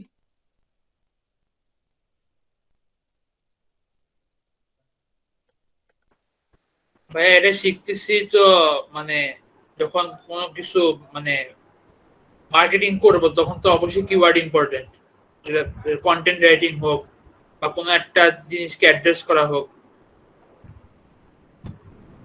হ্যাঁ, আমরা যখন কাজ করব, মানে আমাদের প্র্যাকটিক্যালি যখন কাজ করব, তখন আমাদেরকে ওই যে স্থান কাল পাত্র হিসেবে যেমন বিবেচনা করতে হয় না অনেক কিছু, তখন আমরা যখন কাজ করব সরাসরি মার্কেটিং এ, তখন আমরা এই কিওয়ার্ড গুলা কোনটা কোথায় ব্যবহার হচ্ছে বা না হচ্ছে সেটা আমরা বুঝতে পারবো। অথবা ধরেন আপনি একটা বায়ারের কাজ করবেন, এখন বায়ারের কাছে এখন বায়ার সাধারণত কোন ধরনের আর্টিকেল আপনাকে চাচ্ছে, তার কিওয়ার্ড দেখে আপনি কিন্তু বুঝতে পারবেন বায়ারের ইন্টেনশনটা কি, যে সে কি বাইং কিওয়ার্ড দিয়ে আর্টিকেল করতেছে বা বাইং ইন্টেনশনের আর্টিকেল লিখতে চাচ্ছে নাকি কোনো ইনফরমেটিভ টাইপের লিখতে চাচ্ছে। সো এই জিনিসগুলো যখন আমরা দেখবো, জানবো, তখন আমাদের কাছে কি হবে, ডিফাইন করতে সুবিধা হবে। ঠিক আছে? এই জন্য আমরা জানতেছি, এটা আমাদের জানাটা ইম্পর্টেন্ট, যদিও থিওরিক্যাল, কিন্তু জানাটা ইম্পর্টেন্ট। আপনারা এখানে না জানলেও গুগল সার্চ করে, গুগল থেকেও করতে পারবেন, গুগল করেও জানতে পারবেন। সো মার্কেট সেগমেন্ট কিওয়ার্ডটা কি, যে কিওয়ার্ডের মাধ্যমে কোনো নির্দিষ্ট বৈশিষ্ট্য সম্পন্ন প্রোডাক্ট টার্গেট করা হয়। যেমন একটু আগে আমরা টার্গেটিং কিওয়ার্ডে কি দেখছি, ক্লথ দেখছি না?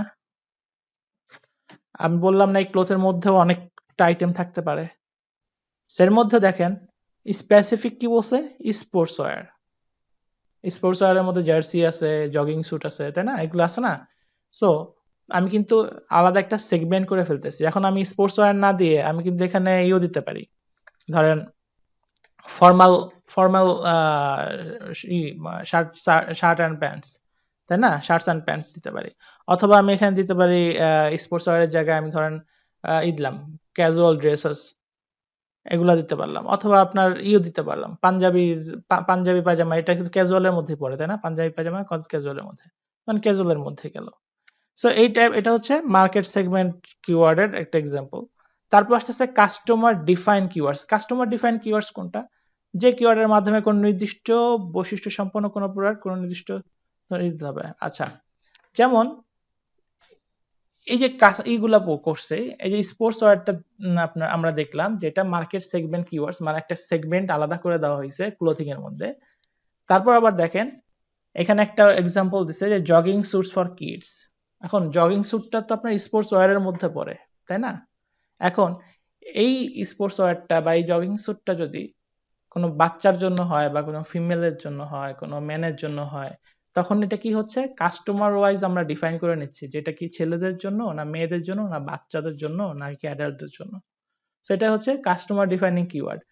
তো যেমন রানিং শুজ ফর উইমেন, এখানে দুইটাই দেওয়া আছে। তারপর আপনার ধরেন সাইকেল ফর উইমেন বা লেডিস সাইকেল এই টাইপের এগুলা হচ্ছে কাস্টমার ডিফাইনিং কিওয়ার্ডস। তারপর আসতেছে কি প্রোডাক্ট কিওয়ার্ডস। প্রোডাক্ট কিওয়ার্ডস এর মধ্যে কি আছে, একাধিক একটি ব্র্যান্ড এবং একাধিক পণ্যের মধ্যে কোনো নির্দিষ্ট পণ্য বা টার্গেট করাকে প্রোডাক্ট কিওয়ার্ডস বলতেছে। আচ্ছা যেমন আচ্ছা যেমন ধরেন ট্রেসিমি শ্যাম্পুর আচ্ছা প্রোডাক্ট লাইন আপ বুঝি আমরা। প্রোডাক্ট লাইন আপ বলতে কি কিছু বুঝি? প্রোডাক্ট লাইন আপ পড়ছি আমরা যারা মার্কেটিং বা বিজনেস ক্যাটাগরি থেকে আসছি, আমরা বিজনেস স্টাডি থেকে আসছি। ভাইয়া কি বললেন? Product line up. না ভাই প্রোডাক্ট লাইন আপ পড়িনি। আচ্ছা প্রোডাক্ট লাইন আপটা হচ্ছে ধরেন একটা প্রোডাক্ট একটা আইটেম, এটা আইটেমের অনেকগুলা সেগমেন্ট ওয়াইজ থাকে। যেমন আপনি যদি ফ্রিজের কথা ধরেন, ধরেন আপনি একটা ফ্রিজই করছেন, এখন স্যামসাং ফ্রিজ। এখন স্যামসাং ফ্রিজের সাইজ আছে না, কালার আছে না আলাদা আলাদা?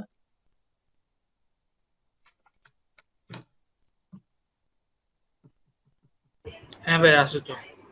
সো এই যে ধরেন একটা হলো 24 সিএফটি, একটা ধরেন 18 সিএফটি, 9 সিএফটি, ব্ল্যাক আছে, হোয়াইট আছে, আবার এর মধ্যে কি আছে ধরেন একটা হচ্ছে নো ফ্রস্ট আর একটা হচ্ছে ডিফ্রস্ট।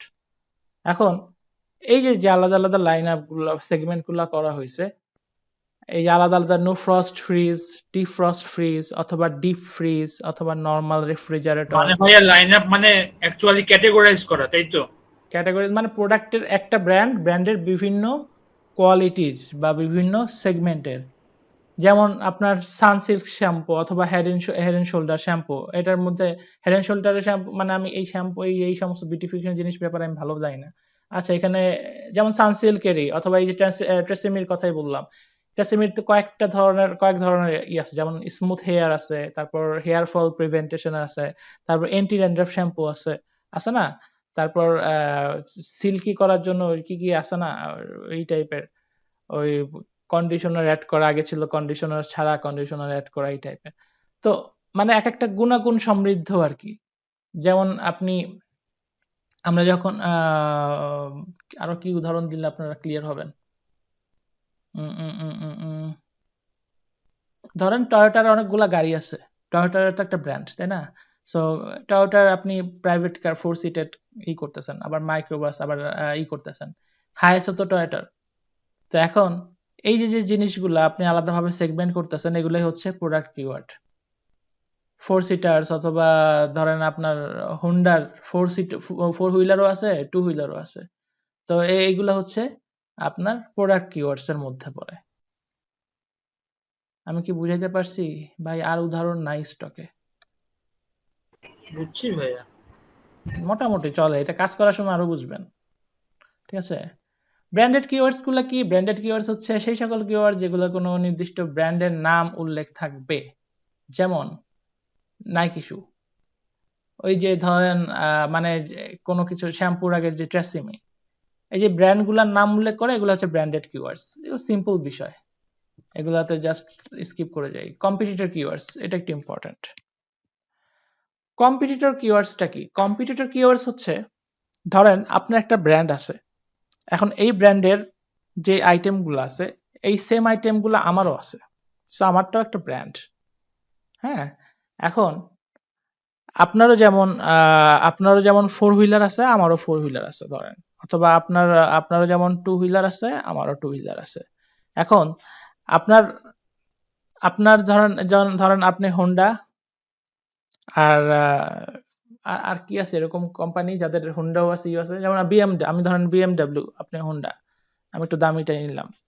এখন বিএমডব্লিউ তো বাইকও আছে, হাই রেঞ্জের বাইকও আছে, তাহলে আপনার যে হোন্ডা 2 হুইলার ধরেন সিবিআর আপনার, তাহলে আমার ধরেন সুজুকি হায়াবুসা আমার। এখন এই হায়াবুসা হচ্ছে আপনার কম্পিটিটর। আমি কি কথাটা বুঝতে পারছি? কি ভাইয়া? আচ্ছা তাহলে আরেকটু মানে আর এখানে যেটা দেখানো হয়েছে, যেমন ট্রেসিমি শ্যাম্পু, এটা ট্রেসিমি শ্যাম্পুর হেয়ার ফল সলিউশনের কম্পিটিটরকে সানসিল্ক হেয়ার ফল শ্যাম্পু। সানসিল্কে যেটা মানে দুইটারই কিন্তু কাজ একই, কিন্তু ব্র্যান্ড আলাদা। দ্যাট মিনস কি এক ব্র্যান্ডের জন্য আরেক ব্র্যান্ড কি কম্পিটিটর।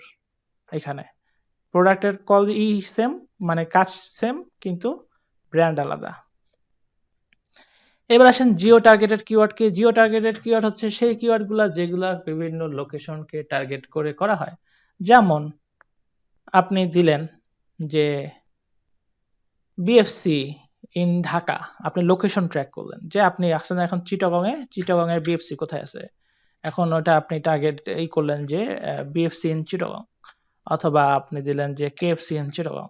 সো এই যে আমরা একটা কিওয়ার্ডের সাথে আমরা একটা লোকেশনের যে নেমটা অ্যাড করে দিলাম, এটা হচ্ছে জিও টার্গেটেড কিওয়ার্ড অথবা ইসের। এটা আরোই করতে পারেন, এটার আরো এক্সাম্পল আছে। যেমন আপনি যে আছে না ঢাকা ফুড, মানে আমি ফুডের নামটা দিলাম কিসের সাথে, ঢাকা একটা জিও টার্গেট করে, মানে একটা এরিয়া টার্গেট করে আমি ফুডের মানে নামটা দিলাম ফুডকার্টের, ঢাকা ফুডকার্ট, অথবা আপনি দিলেন ঢাকা সুইটস। এগুলো হচ্ছে geo targeted keyword. Keywords by length, এতক্ষণ যা বললাম এগুলো হচ্ছে নর্মাল টুকটাক জানলেও হয় নাও জানলে হয়, কিন্তু এই জিনিসটা আপনাদেরকে জানতে হবে। কিওয়ার্ড বাই লেন্থ এটা হিসাব করে আমরা কিওয়ার্ড গুলাকে তিনটা ভাগে ভাগ করতে পারি। একটা হচ্ছে short tail keyword, mid tail keyword আর হচ্ছে লং টেল কিওয়ার্ড। কথাটা ভালোভাবে আস্তে ধীরে মাথায় ঢুকায়েন। শর্ট টেল কিওয়ার্ড কোনগুলা? এই শর্ট টেল কিওয়ার্ড অথবা আমরা হেড কিওয়ার্ড অথবা কি বলে গ্রুপ কিওয়ার্ড, একই কথা একই জিনিস। এই শর্ট টেল কিওয়ার্ড হচ্ছে নরমালি একটা থেকে দুইটা ওয়ার্ডস দিয়ে তৈরি করা হয় এবং এদের এই দুইটারই একদম স্বায়ত্তশাসিত টাইপের আর কি, নিজেদেরই মূল্য অনেক বেশি, মানে এরা নিজে একাই সবকিছু, এই টাইপের যে কিওয়ার্ড গুলা, বা এটাকে বলতে পারেন যে মেন দাদা টাইপের, মানে এর নাতিপুতি অনেক কিছু হইতে পারে শর্ট টেল কিওয়ার্ড। তো এই ধরনের কিওয়ার্ডের কিন্তু কম্পিটিশন অনেক বেশি, এগুলো গ্রুপ কিওয়ার্ড। কারণ কি, যেমন যেমন একটা উদাহরণ দেই, যেমন কার, গাড়ি। এখন এই গাড়ি একটা কিওয়ার্ড, এই গাড়িটা হচ্ছে কি শর্ট টেল কিওয়ার্ড। এখন আপনি যদি গাড়ি দিয়ে সার্চ দেন, এখন যদি আমি গাড়িতে সার্চ করি, আমি একটু দেখাই,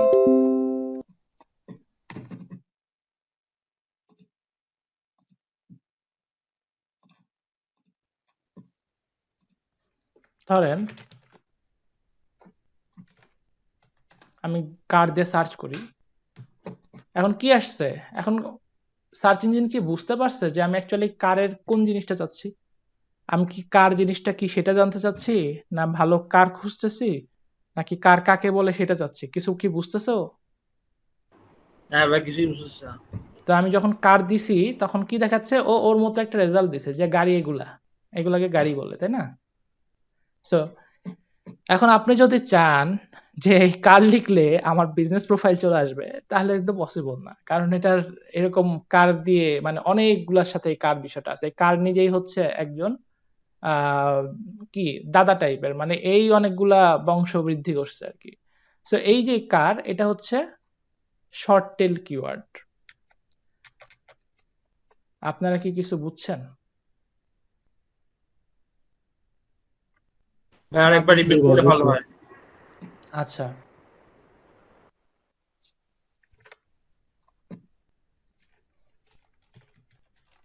যেমন শুজ,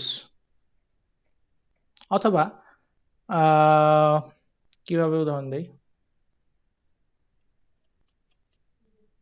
আচ্ছা ধরেন আপনারা যারা মিউজিক পছন্দ করেন, এখন গিটার একটা কিওয়ার্ড, গিটার।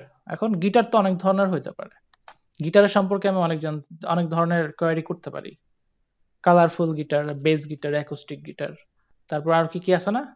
সো এখন আমি তো আগে পিছনে কিছু লাগাই না, আমি ডিরেক্ট কি করছি, গিটার।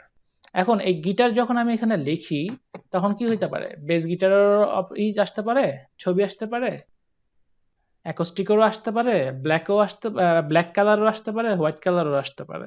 এটা তো কোনো ডিফাইন না। গিটার মিন্স মানে একটা কিওয়ার্ড দিয়ে একটা জিনিসকেই বুঝাইছে, তাই না? এখন গিটার দিয়ে আপনার এটাই হচ্ছে মেইন কিওয়ার্ড, মানে এটাকে যদি আপনি সাথে আগে পিছনে কিছু লাগান তখন কিন্তু একটা হবে। যেমন আপনি যদি এখন শুধু গিটারকে, এই গিটার বানান কি, এখন যদি শুধু গিটার দেন তাহলে আপনার এই ধরনের সব ধরনের গিটারই আসতেছে। বাট আপনি গিটারের সাথে বা আগে যদি আপনি অ্যাকোস্টিক লাগাই দেন তাহলে কি হবে, খালি অ্যাকোস্টিক গিটারটা আসবে। তার মানে কি, এই যে শুধু এই গিটার টুক, এটা হচ্ছে শর্ট টেল বা হেড কিওয়ার্ড। এখনো যদি না বুঝেন তাহলে আমি আবার বলি, আরেকটা এই সিম্পল উদাহরণ বলি। যেমন ধরেন আপনার একজন বসের নাম হচ্ছে মিস্টার এক্স।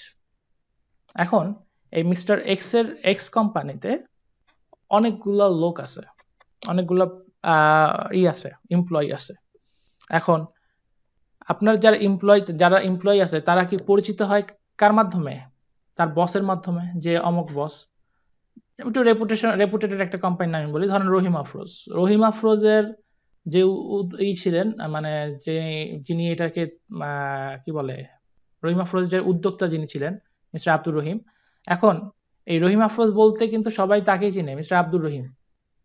এখন এই আব্দুর রহিমই কিন্তু রহিম আফরোজের উদ্যোক্তা বা রহিম আফরোজের প্রতিষ্ঠাতা।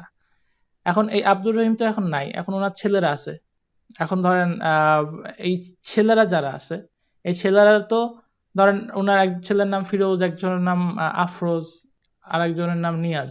এখন এই নিয়াজের সাথেও রহিম লাগানো, আফরোজের সাথেও রহিম লাগানো, ফিরোজ সাহেবের সাথেও কি রহিম লাগানো। এখন এদের পরিচিতিটা হয়েছে কার মাধ্যমে? তার বাবার নামের মাধ্যমে। কারণ আব্দুর রহিম ছিলেন, তার সন্তানরা এখন এই কোম্পানির ওনার নিয়াজ রহিম, ফিরোজ রহিম, আফরোজ রহিম। তার মানে এখানে মেন কিওয়ার্ডটাকে মিস্টার রহিম বা আব্দুর রহিম, উনি হচ্ছে মেন কিওয়ার্ড, যে উনার বিভিন্ন ধরনের সেগমেন্ট তৈরি করছে বা তার বাচ্চা কাচ্চা হয়েছে। আব্দুর রহিম সাহেব হচ্ছে একজন, নিয়াজ রহিম সাহেব হচ্ছে একজন। আমি কি মেন কিওয়ার্ড জিনিসটা কি বুঝাইতে পারছি এখনো? হ্যাঁ ভাই বুঝছি এখন।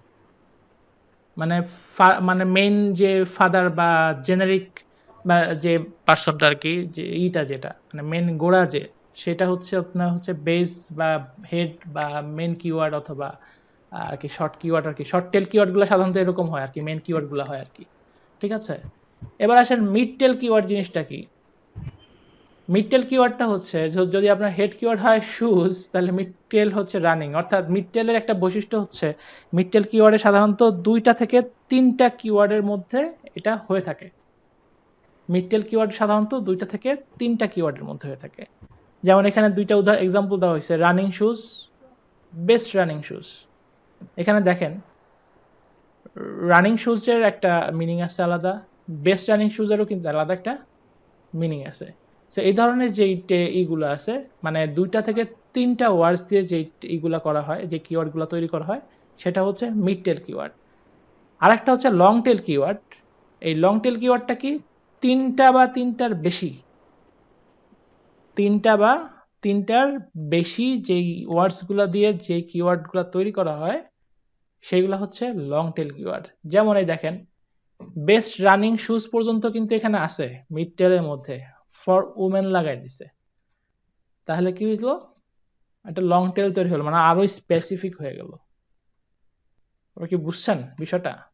বুঝছি ভাইয়া। এই কিওয়ার্ড বাই লেন্থটা আপনাদের খুবই প্রয়োজন হবে, কারণ সামনে যখন কিওয়ার্ড রিসার্চ করবেন তখন এই জিনিসটা সবচাইতে বেশি দিবে, মানে আপনার কাজে দিবে, যে কিওয়ার্ড লেন্থের অনুযায়ী কিওয়ার্ড সিলেকশন করে কম্পিটিশন অ্যানালাইজ করা, এগুলো হাবিজাবি করতে আপনাদের এই কিওয়ার্ড বাই লেন্থ জিনিসটা অনেক ইম্পর্টেন্ট। এবার আসেন হচ্ছে অনসাইট কিওয়ার্ড। অনসাইট কিওয়ার্ডের কি আছে দেখি। অনসাইট কিওয়ার্ডের এটার কই, অনসাইট কিওয়ার্ড কোনগুলা, যেইগুলা হচ্ছে যে কিওয়ার্ড গুলো বেস্ট করে আমরা কন্টেন্ট গুলোকে এসইও অপটিমাইজ করে থাকি, এসইও ফ্রেন্ডলি করে থাকি। আমরা যখন এই যে অন পেজ এসইও দেখব, তখন আমরা এই জিনিসগুলোকে বুঝতে পারবো। যেমন আমাদের কিছু, আমরা কিওয়ার্ডের যখন কন্টেন্ট লিখছি তখন আমাদের রিলেভেন্ট কিওয়ার্ড বা ফ্রেজ কিওয়ার্ড পড়ছি না বা জানছি না, যে মেইন কিওয়ার্ড থাকে, এটা রিলেভেন্ট কিওয়ার্ড থাকে কিছু, বা যেগুলো দিয়ে আমরা ফোকাস কিওয়ার্ড থাকে, এগুলো তো করছি আমরা। সো জি ভাই। এই যে কিওয়ার্ড গুলো এভাবে ফোকাস কিওয়ার্ড হিসেবে ব্যবহার করা হয়, এবং যে কিওয়ার্ড দিয়ে আমরা সাধারণত অন পেজ অপটিমাইজেশনটা কমপ্লিট করি, সেই ধরনের কিওয়ার্ড গুলো হচ্ছে অনসাইট কিওয়ার্ড, যেগুলো অনসাইট কিওয়ার্ড। এখন ধরেন আপনি করবেন, কি বলে, ধরেন আপনি মোটরসাইকেল বিক্রি করবেন, মোটরসাইকেল দিয়ে অনেক হয়ে যায়। ধরেন আপনি কম্পিউটার বিক্রি করবেন, ল্যাপটপ বিক্রি করবেন। এখন ব্র্যান্ড তো অনেকগুলো আছে, এখন বেস্ট ল্যাপটপ ইন ঢাকা বা best laptop off the world বা বেস্ট ল্যাপটপ ব্র্যান্ড লিখে যদি কেউ সার্চ করে তাহলে কি আসবে? তাহলে কিছু আপনার সার্চ রেজাল্ট পাওয়া যাবে। তার মানে কি আপনি আপনার সাইটটাকে অ্যাড্রেস করতেছেন কি দিয়ে? বেস্ট ল্যাপটপ ব্র্যান্ড দিয়ে। অর্থাৎ আপনার সাইটে যতগুলো ভালো ভালো ব্র্যান্ডের ল্যাপটপ আছে সেগুলো আপনি লিস্ট করছেন। এখন আপনি চাচ্ছেন কেউ যদি বেস্ট ল্যাপটপ ব্র্যান্ড দিয়ে সার্চ করে তাহলে আমার সাইটটা তার সামনে যে ভিজিবল হবে। ঠিক আছে? তো সেই ক্ষেত্রে আপনি যখন বেস্ট ল্যাপটপটা কি হয়ে যাচ্ছে? আপনার মেইন কিওয়ার্ড হয়ে যাচ্ছে। তাহলে আপনি এটাকে টার্গেট করে আপনার সাইটের যত অপটিমাইজেশন গুলা করবেন, অন পেজ অপটিমাইজেশন গুলা করবেন। ভাইয়া এই ক্ষেত্রে তো লোকেশনও ম্যাটার করার কথা। হ্যাঁ, লোকেশন ম্যাটার করবে আপনি যদি ওইটাকে টার্গেট করেন।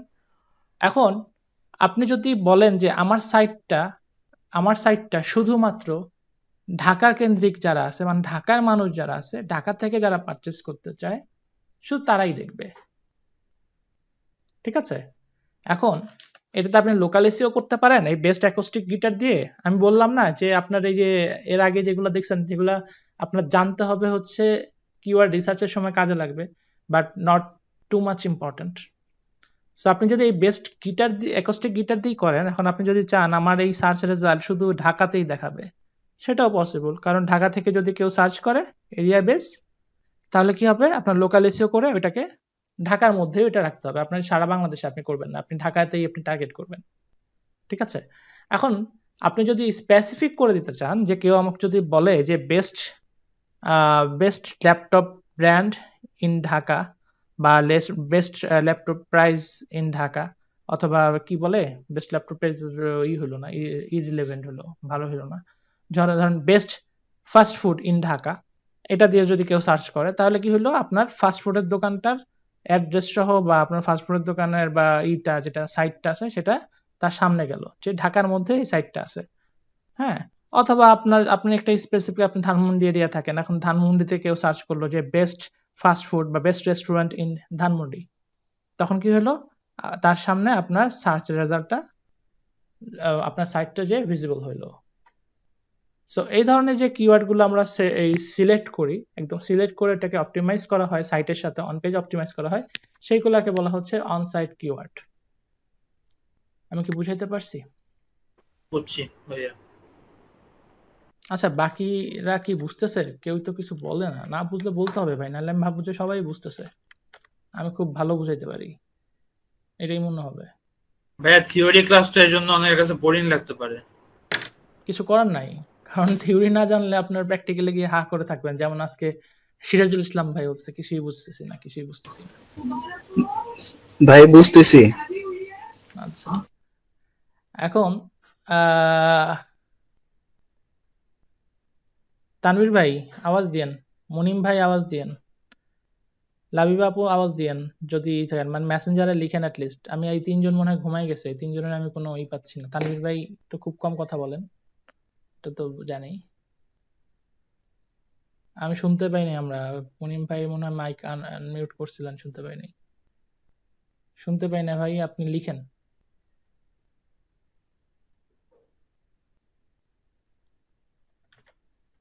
আচ্ছা, আমাদের সময় কম হাতে, লিখেন যদি ভালো না লাগে। আর এখন এই অন সাইট কিওয়ার্ড গুলোকে আমরা দুইটা ভাগে ভাগ করতে পারি। একটা হলো আপনার প্রাইমারি কিওয়ার্ড আর একটা হচ্ছে রিলেটেড কিওয়ার্ড। ওই যে ঘুরে ফিরে ওই জায়গায় আসছি, মেন কিওয়ার্ড আর ইসে যেটা। হ্যাঁ, প্রাইমারি কিওয়ার্ড গুলা কি? যে কিওয়ার্ড গুলা সরাসরি কি করতেছে? আপনার অন পেজ অপটিমাইজ করতে ভূমিকা রাখতেছে, অর্থাৎ আপনার মেইন কিওয়ার্ড যেটা, ফোকাস কিওয়ার্ড যেটা, সেটাকে আমরা কি বলতেছি? Primary keyword. আরেকটা বলতেছে রিলেটেড কিওয়ার্ড। এখন রিলেটেড কিওয়ার্ডটা আবার আরেকটা দেখেন এলএসআই কিওয়ার্ড বলা হয়েছে, লেটেন্ট সিমেন্টিক কিওয়ার্ড। এই লেটেন্ট সিমেন্টিক কিওয়ার্ডটা কি? আমরা জানি অনুবাদ দুই ধরনের হয়, একটা কি আক্ষরিক অনুবাদ আর একটা কি ভাব অনুবাদ, তাই না? এটা তো আমরা কোনো না কোনো সময় শিখছি, বোধ হয় ছোটবেলায় শিখছি। এখন আপনি একটা রিলেটেড আপনার যে প্রাইমারি কিওয়ার্ড আছে, এই কিওয়ার্ডের সাথে সামঞ্জস্যতাপূর্ণ যে কিওয়ার্ড গুলো আছে বা এটার রিলেটেড যে কিওয়ার্ড গুলো আছে সেটাকে বলা হচ্ছে রিলেটেড কিওয়ার্ড। আর এলএসআই কিওয়ার্ডটা হচ্ছে ওইটাই যে এটা সরাসরি মিন করতেছে না কিন্তু ভাবে মিন করতেছে। অর্থাৎ যেমন উদাহরণটা কি দিতে পারি? উদাহরণ হিসেবে এখানে একটা সিম্পল উদাহরণ দিচ্ছি, এটাতে আপনারা করবেন না। এখন ধরেন আপনি বেস্ট যে ফুডের কথাই বলি, ফাস্ট ফুডের কথাই বলি। এখন ফাস্ট ফুড, আপনার best fast food in Dhaka হচ্ছে আপনার মেইন কিওয়ার্ড। মানে best fast food in Dhaka দিয়ে কেউ সার্চ করলে আপনার সাইটটা সামনে ভিজিবল হবে। এখন ধরেন কেউ করলো যে এটা লিখলো যে tasty fast food in Dhaka. এখন tasty fast food in near me, অথবা tasty fast food in Dhaka, অথবা most tasty food in Dhaka দিয়ে কেউ সার্চ করলো। এখন মোস্ট টেস্টি ফুড আর আপনার বেস্ট ফাস্ট ফুড কথাটা তো এক হইলো না, এক হইলো?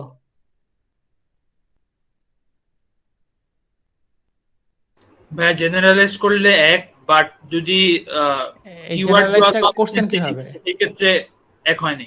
এই যে জেনারেলাইজটা করছেন কিভাবে? জেনারেলাইজ ভাইয়া মানে কমন সেন্স যা বলে আর কি। কমন সেন্সটা আসছে কোত্থেকে? ভাব থেকে, তো ওই ভাব অনুবাদ করেই তো আসছে যে হ্যাঁ ভাইয়া, জিনিসটা একই, তাই না? যে হ্যাঁ বেস্ট খুঁজতেছে মানে টেস্টিটা খুঁজতেছে। সো আগে কিন্তু গুগল এগুলা ধরতে পারতো না, এখন গুগল প্রচুর স্মার্ট হয়ে গেছে। গুগল কিন্তু, বা সার্চ ইঞ্জিন, মানে গুগল তথা সব সার্চ ইঞ্জিন বুঝবেন। আমি যখন গুগল বলবো তখন মনে করবেন যে বা সব সার্চ ইঞ্জিনের কথাই বলছি, মানে এটা ইউজ টু হয়ে গেছি তো আমরা।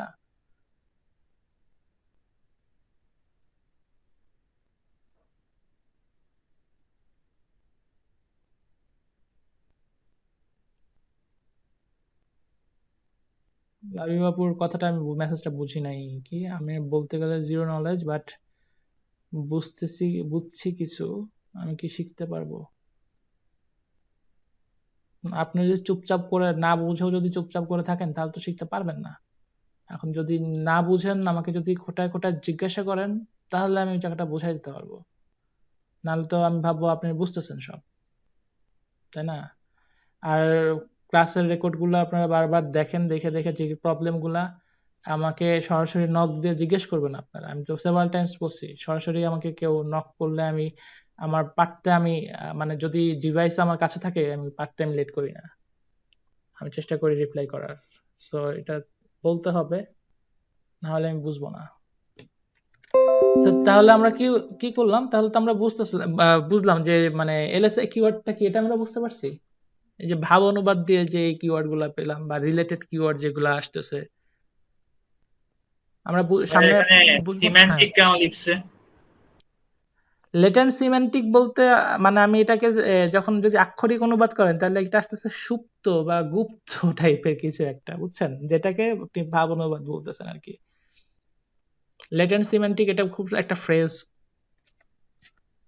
আপনি ট্রান্সলেটরে সার্চ দিয়ে দেখেন। এটা আমি বেশ কিছু মাস 2-3, এটা তো আসে নাই। আগে তো আমরা রিলেটেড কিওয়ার্ড আর প্রাইমারি কিওয়ার্ড জানতাম, তারপর হঠাৎ করে একদিন দেখি যে এলএসআই কিওয়ার্ডের সাথে দিছে, বুঝতে পারছেন?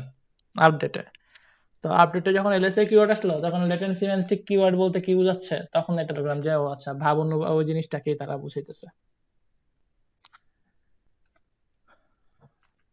এই ছিল আজকে হচ্ছে, এতটুকু ছিল হচ্ছে থিওরিক্যাল। এটা আমি বাড়াই নাই, এতটুকু রাখছি। আর বাকি থাকতেছে 2টা, এটা আপনারা একটু দেখে নিবেন, আরো গুগলে সার্চ করবেন। এটা হচ্ছে কারণ এই জিনিসগুলো জানলে আপনাদের সামনে সুবিধা হবে। এই গুগল অ্যাডস কিওয়ার্ড আর বায়ার কিওয়ার্ড, এই জিনিসগুলো আমরা নেক্সট ক্লাসে দেখে নিব। এখন আসি হচ্ছে আসল কাজে। কালকের হোমওয়ার্কটা কারা কারা করছেন লাস্ট ক্লাসের? হ্যাঁ আমি করছি। হোমওয়ার্ক কি ছিল? ওই যে প্রো ফ্রি হোস্টিং এ অ্যাকাউন্ট আমার আগে থেকে করা আছে। তাহলে তো আপনি করছেন কই? তো আগে থেকে করা ছিল। সেজান ভাই করছেন? হ্যাঁ করছি ভাইয়া, করছি। সাবমিট করেন। একজন শেয়ার করেন। তানভীর ভাই আর সেজান ভাই শেয়ার করছে, সেজান ভাই তো আমি করি, তানভীর ভাই আজকে শেয়ার করেন। ভাইয়া ওই যে সাবমিটটা কি গুগল ড্রাইভেই করবো?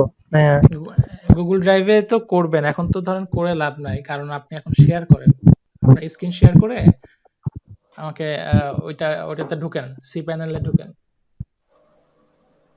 ভাইয়া আমার আসলে কি ল্যাপটপটা অফ, তো আমার একটু কারেন্টের প্রবলেম, একটু যদি আজকে অন্য কেউ শেয়ার করতো, আমি মোবাইলে আর কি জয়েন। মোবাইলে ক্লাস করা যাবে না আমি বলছি। তানভীর ভাই শেয়ার করেন। ভাই আমার পিসিতে একটু সমস্যা হচ্ছে, সেজন্য আমি ফোনেই করতেছি। ফোনে করতেছেন, তাহলে আপনারা হোমওয়ার্ক করছেন কিভাবে বুঝবো ভাই? কেউ জমা দেন নাই।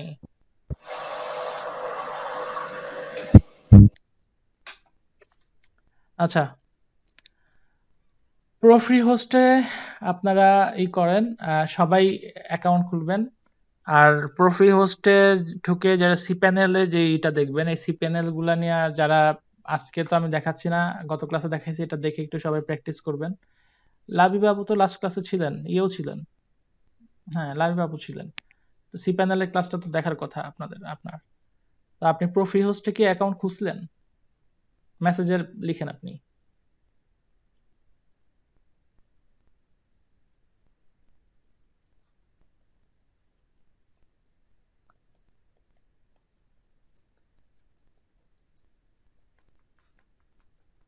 কেন খুলেন নাই?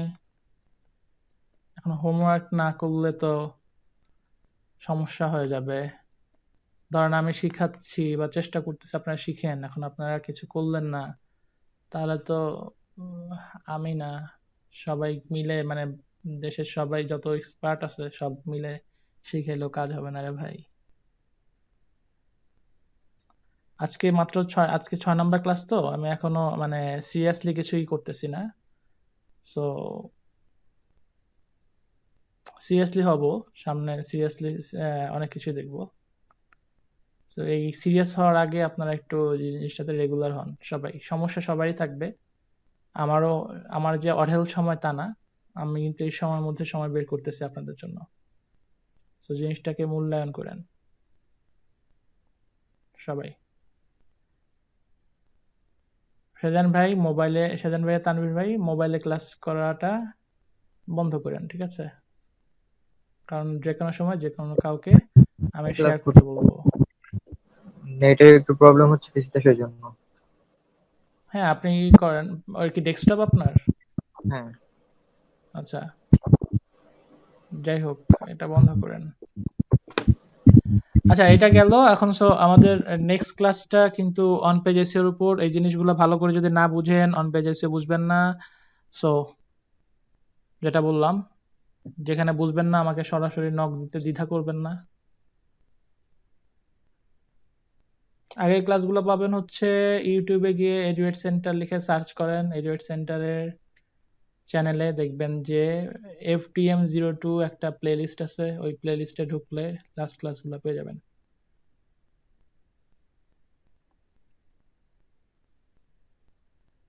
আচ্ছা, সো আজকে ক্লাস সম্পর্কে কারো কোনো যদি কোশ্চেন থাকে বলেন,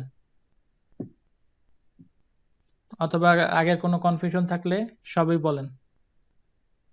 আজকে হচ্ছে একটা পার্ট শেষ হলো আর কি, মোটামুটি ভাবে থিওরিক্যালের শেষ, মোটামুটি শেষ, আরো সামনে আছে থিওরিক্যাল, বাট মোটামুটি ভাবে আজকে একটা পার্ট শেষ হচ্ছে। কালকে অন পেজ এসইও সাথে কিওয়ার্ডের বাকিটুকু। কোনো কোশ্চেন থাকলে বলেন। ওয়ার্ডপ্রেসের এগুলো যেগুলো শিখাইলেন, এগুলো তো প্র্যাকটিক্যালি আমরা যখন নিজেদের ওয়েবসাইট দিয়ে করবো তখন কাজে লাগবে এগুলো, তাই না? হ্যাঁ, সে তখন কাজে লাগবে।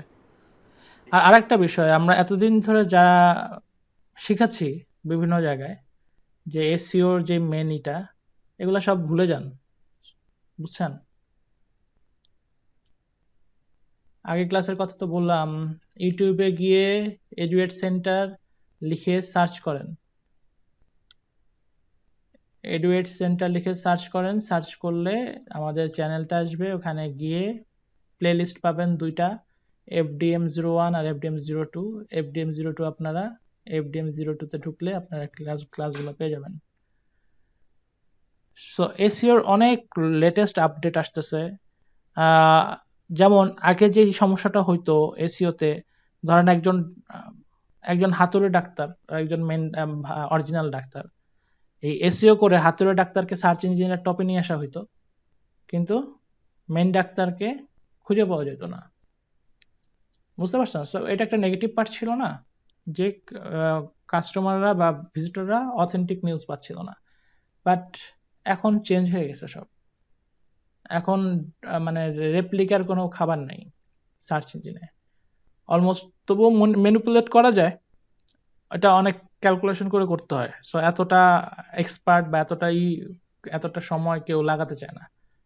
যেমন আমি বলছিলাম আপনাদেরকে, খুব সম্ভবত নাকি অন্য ব্যাচে বলছিলাম, যে ইউটিউব যে এখন করে, এই ইউটিউবকে কিন্তু ম্যানিপুলেট করা যায়, যে আপনার সবকিছুই হবে অর্গানিক। যেমন এই যে এখন দেখেন না যে ইউটিউবে লেখে না যে সাবস্ক্রাইব করেন, একটা সাবস্ক্রাইব ফর সাবস্ক্রাইব, যে সাবস্ক্রাইব করেন আমি সাবস্ক্রাইব ব্যাক করব। হ্যাঁ ভাইয়া, এটা যে কি ধরা খবরও খাবে, দেখি। এরা যে কি ধরা খাবে কয়দিন পরে, অলরেডি খায়, মানে দাঁড়িয়ে নাই। তারপর আবার অনেক জায়গায় দেখবেন সাবস্ক্রাইবার বিক্রি হয়, মারাত্মক ভাবে ধরা খাবে এরা। ভাইয়া আমি তো ওই যে ইউটিউবে ঘাটাঘাটি করছিলাম, ইনিশিয়ালি প্রথমে দেখলাম যে ইউটিউব চ্যানেল গ্রো করতেছে ওই যে ভিডিআইকিউ দিয়ে। হুম, ভিডিআইকিউ দিয়ে তো আপনার করতেছে, মানে এটা অ্যানালাইজ করতেছে যে ভিডিআইকিউ দিয়ে আপনার এটা টোটাল এটা কি, যেমন আমরা ইউএসটা করতেছি না, ইউএসটা আপনার আর্টিকেলটাকে অ্যানালাইজ করতেছে না, যে আর্টিকেলটা কি ফ্রেন্ডলি হয়েছে কি হয় নাই। এই ভিডিআইকিউ, তারপর ওই যে টিউব বাডি, এগুলা সবই কি করতেছে, আপনার চ্যানেলটাকে অ্যানালাইজ করতেছে, যে আপনার চ্যানেলটার ভিউ কি অবস্থা, বা ইমপ্রুভমেন্ট লাগবে কিনা, আপনার এই যে ভিডিওগুলো আপনি আপলোড করতেছেন এগুলা কি আপনার এসইও ফ্রেন্ডলি হয়েছে কি হয় নাই, ঠিক আছে, এগুলো অ্যানালাইজ করতেছে। বাট ক্যালকুলেশন এখানে সম্পূর্ণটাই একটা ম্যাথ, বুঝতে পারছেন? সম্পূর্ণ এসইও জিনিসটাই হচ্ছে একটা ম্যাথ। মানে আপনাকে নিজে নিজে ক্যালকুলেশন করতে হবে যে এই কাজটা এইটা এটা এটা নিষেধ করছে, তাহলে আমি এটাকে না করে আমি কিভাবে এই কাজটা কমপ্লিট করতে পারি। যত মানে ধরনের, মাস্কিং করে সামথিং লাইক দ্যাট। সরি বুঝি নাই, মাস্কিং টাইপের করে। মাস্কিং তো অন কাইন্ডস অফ হয়ে গেল, মানে ওটাও তো মানে কি বলে, ধোকা দেওয়া হইলো। সো ধোকা দেওয়া যাবে না। যেমন গুগল যেটা চায়, ধরেন আপনি চাচ্ছেন যেভাবে একটা কাজ করতে, আপনি চাচ্ছেন আমি ধরেন আপনি আমাকে হায়ার করছেন, আপনি চাচ্ছেন আপনার ওয়েতে একটা কাজ করতে আমাকে, এখন ওই ওয়েটা আমার জন্য পসিবল না অথবা টাফ, তাহলে কি করতে হবে, এমন ভাবে কাজটা কমপ্লিট করতে হবে যেন আপনিও খুশি থাকেন, আমিও খুশি থাকি। বুঝতে পারছেন? সো এটা হচ্ছে, এরকম অনেকভাবে ম্যানিপুলেট করা যায় সার্চ ইঞ্জিনকে, যেটার জন্য একটা হিউজ টিম লাগে। সো এটা সবাই মানে হয় না। যেমন ব্যাকলিংকের ক্লাস যখন আসবে তখন দেখবেন যে আমরা ব্যাকলিংক বলতে যেগুলো বুঝতাম আগে, ব্যাকলিংক করে করে সাইট র্যাঙ্কে উঠাইতাম, এখন আর এই ব্যাকলিংকের কোনো নাই। মুনিম ভাই কিছু বলতেছিলেন, বলেন ভাই। আপনার কথা আসতেছে না, আপনি লিখে দেন।